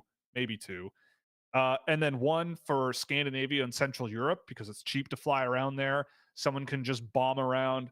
I'd get good people persons, good people, plural of people person, and just bomb around Europe, meeting Personable whatever people. and personable human beings. Gotta get a person in Russia who can do the same thing. But the key other sides, that's 1, 2, 3, 4, 5, 6, 7 or 8 people to do that. And I think you could do a lot of damage on that side. On the other side, you have your video staff. And those are the people that are doing the number crunching, the analysis, and the actual game analysis on these players. And they do a lot of it. I usually, you know you're doing usually in a season, I can get through in terms of player performances about 8 to 900, depending on how much I'm actually doing work wise in June. Usually, I just completely burn out and just do not care anymore by about June 7th, depending on the day or the year. We'll say 800 games per person. So in my sample size, that's over 100 players with a full sample set in my world. So how many of those people could you want, right? Self-directed, focus on this group, but if you have guys you like, feel free to step outside and go for it, right? I mean, if you had 5 of those, maybe, I would say 4 or 5, you could, with 4 of those and 8 guys doing intelligence gathering, well, 8 people, I should say, 8 people doing intelligence gathering and another 4 or 5 just number crunching and doing the actual game analysis, I think you would do really, really well. And I think with this strategy, you would save a lot of money by having a centralized workforce with a smaller group of people with a much more limited scope of what their job is that you also offer them the opportunity to do remotely, right? Like if there's people we're really, really interested in, maybe then you go see them in person and you could scale things down a little bit and focus more on remote interviewing or whatever. I don't know. This is just me off the cuff, but that's how I would do it. Yeah, I like is it. one arm of intelligence gathering and personality assessment, and the other the number crunching dorks who know the game. Like obviously these people need to know the game too, but those two things working together and just scream at each other in June about who you like the most, and then at the end of the day, you probably do okay. I already know who Will's people would be, who he'd actually like bring on board. I'd need people who knew what a spreadsheet was. I already fit that role. Come on, man. You do. That's true. You do. Just say you brought me on board to work on your other business and track data. That's true. So I know I'm one of those people. Don't lie to me. Yep. Oh, money! Hey, big money everywhere. Yeah, thanks very much. Appreciate it, man. Well, thank you. It's the morning. This is like what you're doing in the morning. Good for you. So much. We love you, brother. Much appreciated. I did see a couple questions from you, so we'll jump up to that one. I'm sure you've talked about Stankoven to your Carolina Hurricanes. I feel like a lot more prominent prospects got moved. Yeah, that's true. Mm-hmm. I mean, the first bit of the show, like half hour, was a lot of the trade deadline, but like Murat Kuznetsov being traded for Justin Brazeau feels like it could work out very poorly for Minnesota. It's going to work out poorly for Minnesota. It was stupid. it could be very dumb. Carson, no, not Carson Rakoff. Callum Ritchie got traded. We didn't talk about that. He was part of the Brock Nelson trade. But that was a that good seems move, it was, honestly. yeah. Getting Brock Nelson, like, it makes sense, and I think Callum Ritchie is a very good player, but he's a very good player, but I'm not sure he's like a first line super high end scoring winger, let alone like a really good 200-foot impact guy who can play in the middle of your lineup. Yeah, like Brock Nelson.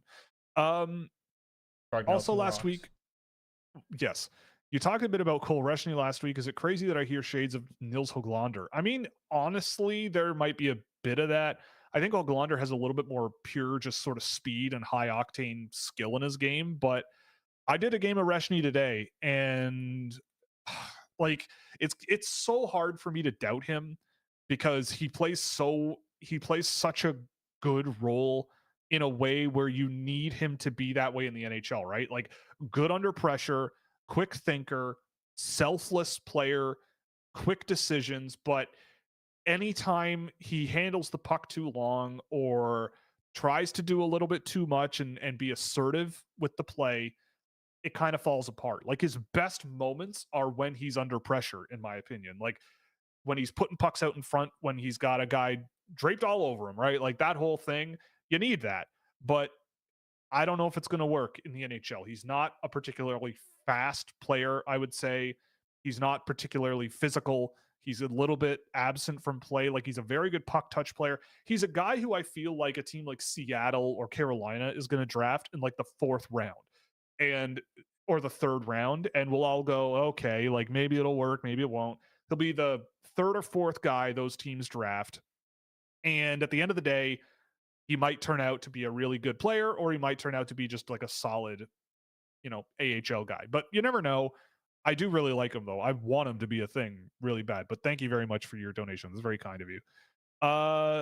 Who do you see as a 5th-round pick for Toronto that can blossom into a big physical energy guy that I fall in love with, only to be traded away in 4 years to break Brian my gets heart? it. Brian gets it. Yeah, Brian gets it. Well, Brian's my age, I think, right? So He's older than you, he's been actually. around. Yeah. Oh, is okay. So he knows. I think he's older than you because he's made references to you damn kids getting off his lawn. True. So Toronto in the 5th round, like a Will Bell would probably fit that bill, just running around, hitting everything that moves, and maybe being a bit frustrating on the puck. Yeah, maybe him or a Václav Nestrasil, maybe one of those guys. That would be fun. Sean Barnhill, he's a defenseman, but there's a player there that I've liked, and he might be a real jerk, but he's also a defenseman, so you never know. Is it Billy Ryan and the Panthers? No. I think it was an Asian guy. I can't remember his name. It wasn't Billy Ryan, though. I know that name. Yeah, no, not this guy. I don't remember, but maybe he's gone off to a different team. I don't know. I could be wrong, but I remember seeing an article about him in Florida, and everything he said in that article, I went, that is brilliant. But anyway, there's Brian doing his thing. Yes, get off my lawn. Yeah, fair enough. Not on your lawn, Brian. I promise. We do have 2 video rooms. I'm gonna film them tomorrow morning. It'll be Nick Lardis and David Reinbacher. So we're gonna do those. Yeah. I'd like to know your thoughts on Matvei Gradin. He reminds me a lot of Natchez and Sharon Govich. Could he be like a 30 and 40 type player? I don't think that about him. Gradin, I feel like, is more of I don't know, because Gradin last year, I feel like similarly this year, but Gradin, it was the offensive skill was always there. Like, in terms of just fun factor and finishing ability, it's there. But the problem with him was always like the consistency and putting in the work defensively. Like, again, he was very much one of these guys in the data work that I did was very offensive zone focused.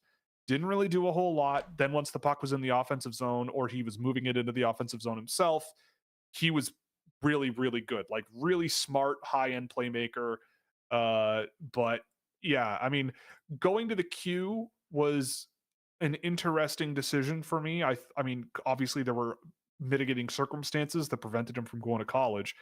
But I mean, yeah, he's a good player. I expect that if he stays with Shawinigan, he's going to score a ton next year, but maybe he goes to the AHL. I don't know.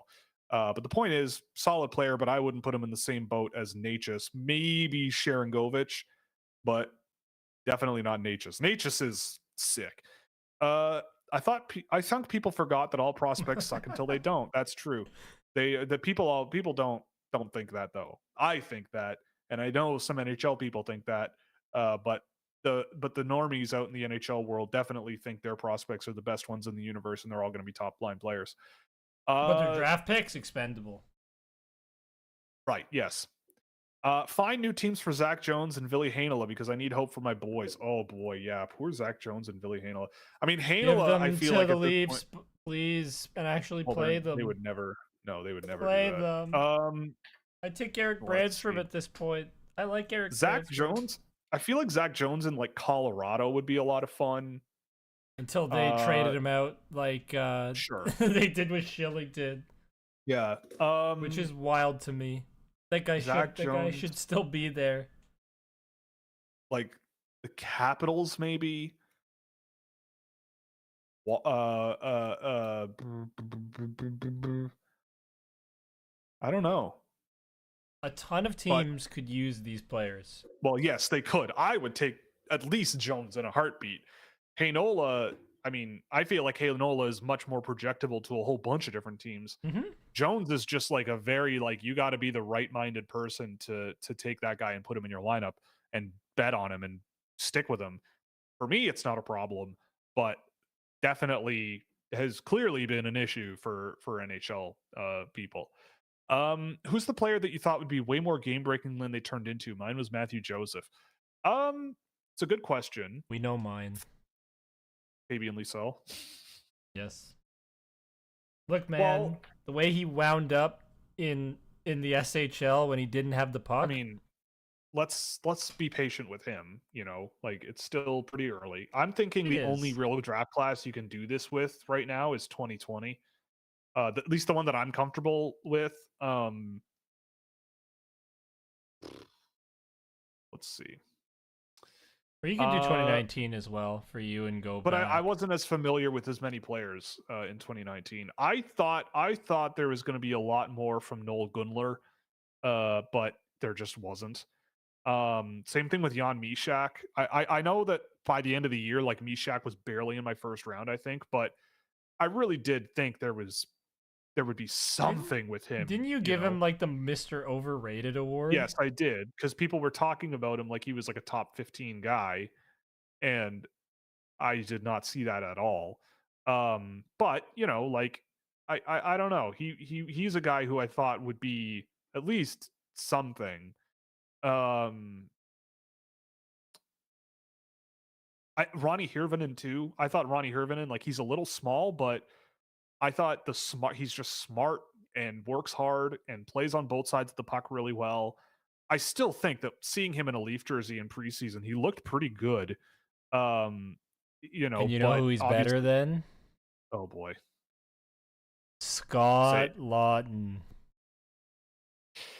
Yeah. Well, anyway, I mean, I don't know. Ronnie Hirvonen, he's a guy who I thought, again, if he were 2 inches taller, I bet he'd get a cup of coffee in the NHL. But and Canadian, yeah. But I mean, he hasn't been amazingly productive in the AHL. But Ronnie's an interesting one. If his name was Ronald Harvey instead, yeah, Ronald. If his name was Ronald Harvey, yeah, he'd be a mainstay. Yeah.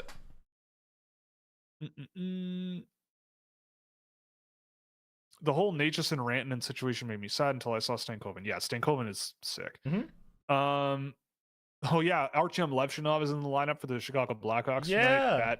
I did not have that on my bingo card, awesome. But here we are. He's in the NHL faster than Ivan Demidov, you know, and maybe I was wrong after all. Yeah, which means Ivan Demidov sucks. That's what it means. Sucks. Does Ivan Demidov suck now? Coming on Thursday. Do you think Jet Luchenko makes the Flyers permanently next season? Danny Briere brought up that he may be back for the Flyers with a few games once their season ends. I could see that very easily. I love Jet Luchenko. I would not be surprised to see him in the NHL next year at all. One of the best names, by the way. That is so cool. Jet Luchenko. I mean, the thing I love about Luchenko as well is like, and this is so important to keep in mind if you're interested in this draft stuff, but he's like a week younger, or sorry, a week older than Roger McQueen, Malcolm Spence, who else? Logan Hensler, maybe a couple of weeks. Kayshawn Aitchison by a week maybe. And if I had to pick between those four guys, Luchenko is so far out ahead of those guys, it's not even funny. And so for me, I don't know. I always sort of keep that in mind when I'm watching draft eligible guys and going, okay, these guys are almost eligible for last year. How are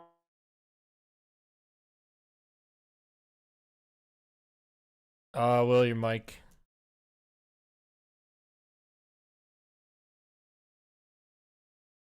Will?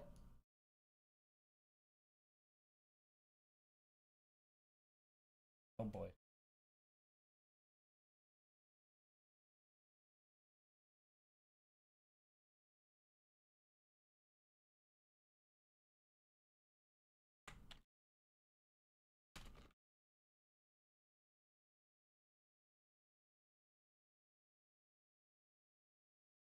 Yeah. Sorry guys, I'm trying to fix this. No, can't hear you, buddy.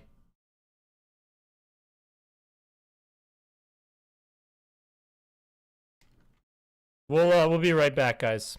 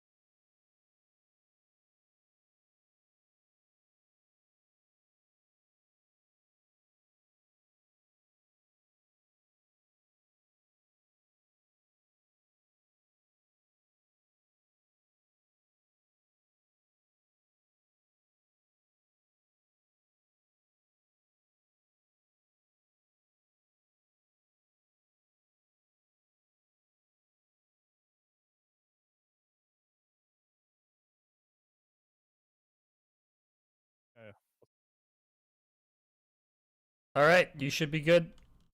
okay? Are we alive again? Okay. Well, apologies for that. My audio interface crapped its pants. And we're here. But anyway, I think we're good to go, right? Yes. Yep. All right. Let's get her moving here. Where are we? Yeah. I think the last thing we were talking about was Jackson Blake, but he's been a lot better than I remember him being when I was younger. I did not hear that part. We didn't hear that. Okay. No, well, you went out. You went out for like a good 25 seconds beforehand. Sick. Yeah. Awesome. Unfortunately. Okay, so the Jackson Blake question. When I watched him with the Chicago Steel, I don't even think we got to the end of your last answer. Oh, Luchenko? Yeah, I think we cut out during Luchenko. Well, the point is with Luchenko is he's a great example of guys who are very, very young for their draft age and scaling them relative to guys that are very, very old for the next year's draft class, and scaling them relative to one another and going, which one would I rather have? And for me, I love that kid. He was great last year, and yeah, I could see him being in the NHL next year. And then then for the next crop, you're going to be comparing them all to Matthew Schaefer. Yeah, exactly. Right, exactly. Matthew Schaefer and Gavin McKenna are very, very close in age, so that'll be important. But yes, Jackson Blake, he's been better than I thought he was ever going to be when he was with Chicago. Super, super skilled, but I wondered if the pace was ever going to get there. And he's been competitive enough and hardworking enough that it's gotten there. So yeah, I think he's been an interesting addition for Carolina. Favorite Key and Peele sketch? That's an extremely good question. I mean, the college football names is a classic. Who are they? I'm too young. Key and Peele? Oh boy, they are awesome. You ever see the movie Get Out, or the one with the aliens in the desert? You know I don't watch movies. That's true. I know you don't. You're not a man of culture. I'm gonna have to watch movies at my new job because I have to quality control movies. That'll be the overnight shift. So I'm gonna have to watch terrible westerns. The point is, my favorite Key and Peele sketch is probably the college football names. I mean, the gym teacher substituting with the names list and saying all their names wrong is also hilarious. But I also wasn't a huge Key and Peele guy, honestly. I was a Tim and Eric guy. Now, Tim and Eric is where I got my sense of humor from. I grew up on Monty Python, Tim and Eric. Of course, you grew up on Monty Python. South Park.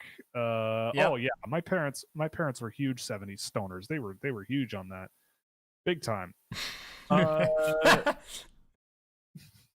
My mom lied to me my entire life about her marijuana usage, and then the day it became legal, I believe, she said, "Oh yeah, like definitely." My parents are definitely lied to you your whole life. My parents are. They like the marijuana as well. The grass. The ganj. Jazz cigarettes. Dude. Anyway.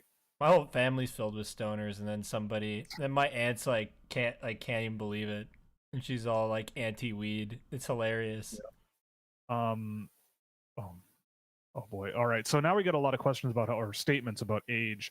I remember watching Ilya Kovalchuk getting drafted. I remember that as well.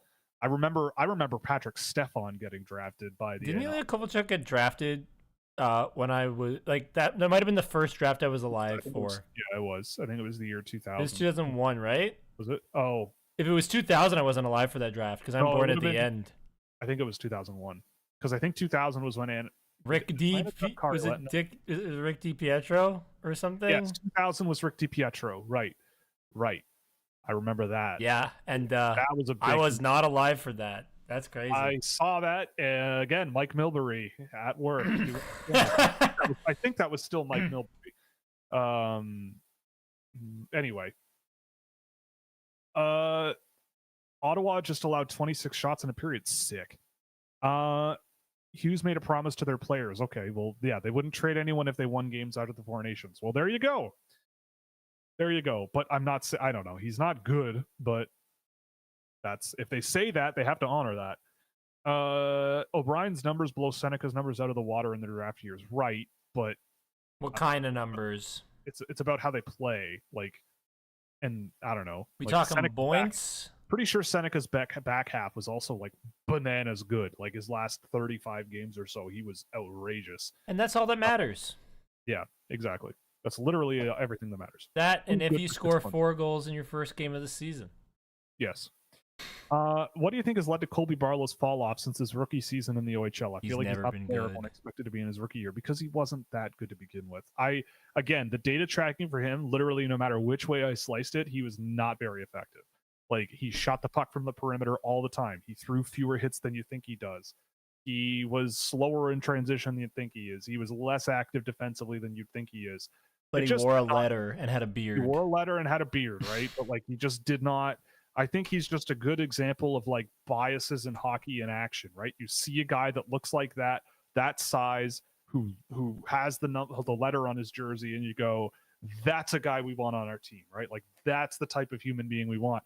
And you know, teams are going to do that. That's just how this works. Teams are going to do that, and unfortunately, fortunately for people like me, you can kind of maybe take advantage of that.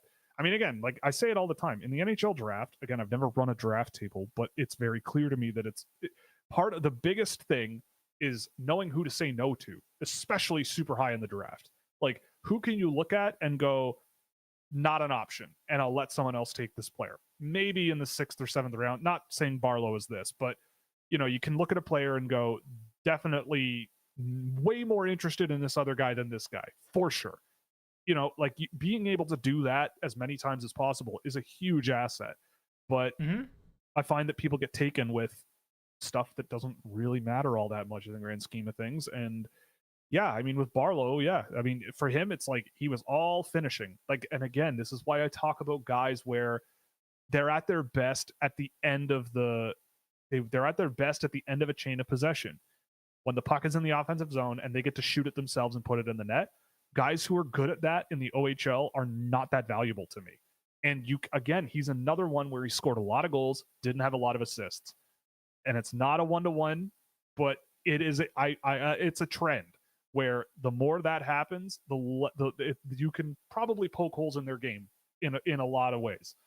But regardless, he looked 25 at that draft when everyone else looked 18, right? Like, so if you're a hockey guy, you're looking at that and going, this guy looks like an NHL player already. That is awesome, right? But, you know, you watch the video, you look at the data, and you go, right, but, you know, I got laughed at for not having him at number 1 on an OHL top list. I think I had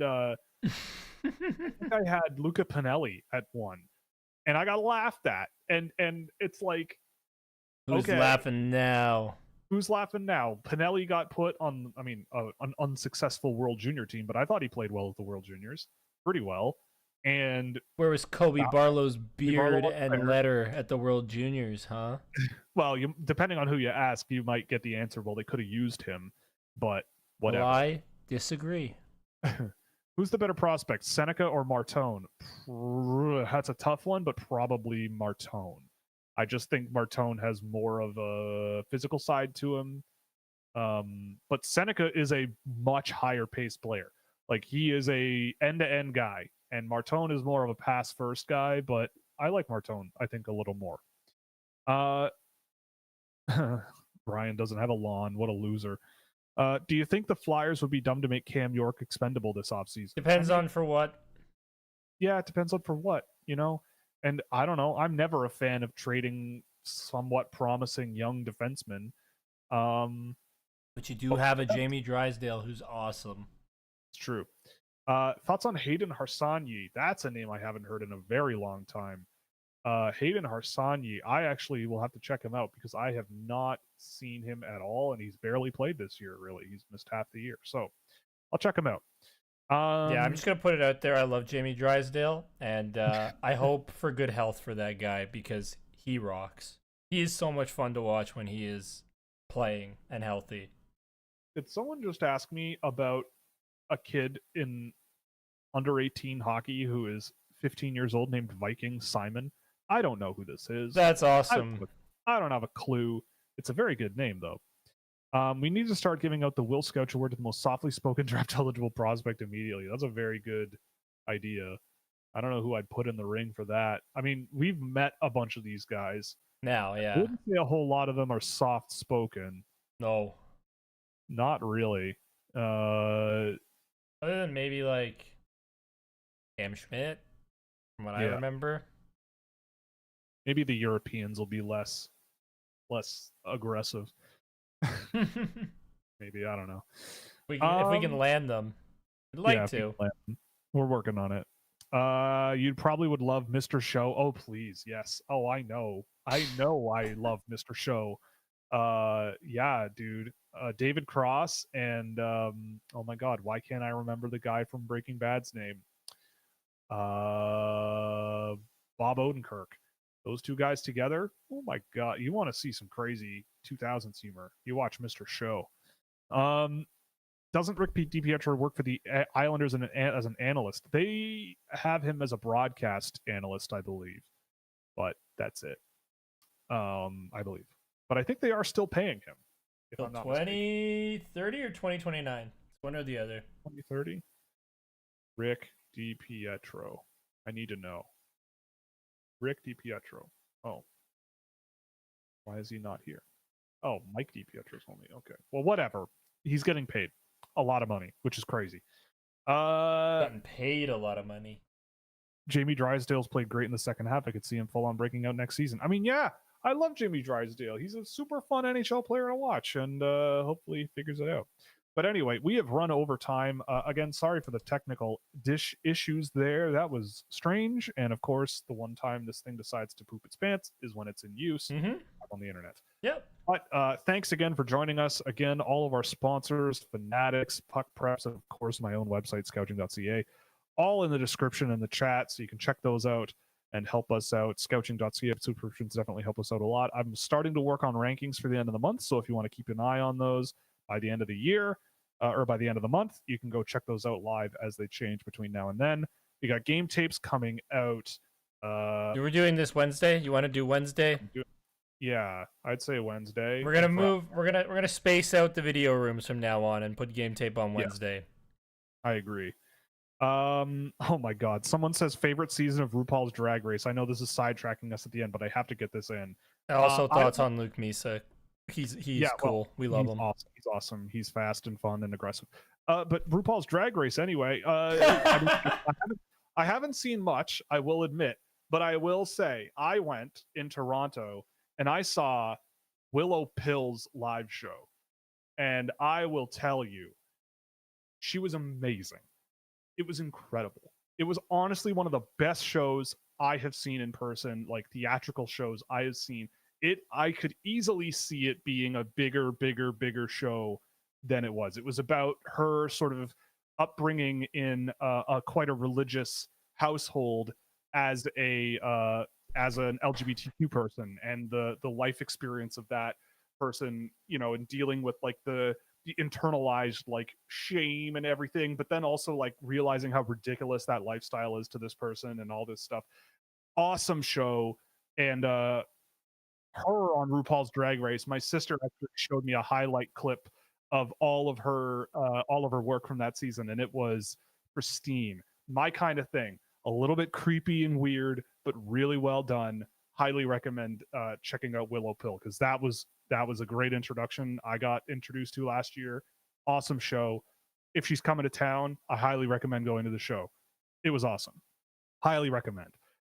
Anyway, thanks very much for joining us. This was a really good time. We'll be back on Thursday afternoon at 2 p.m. Eastern Standard. You'll be back, unfortunately. Well, I will be. Yes, I will be here.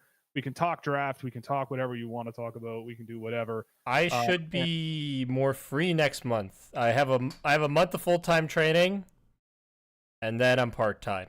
So that's the way it's gonna work. So I should be back around April. Yeah, you're moving up.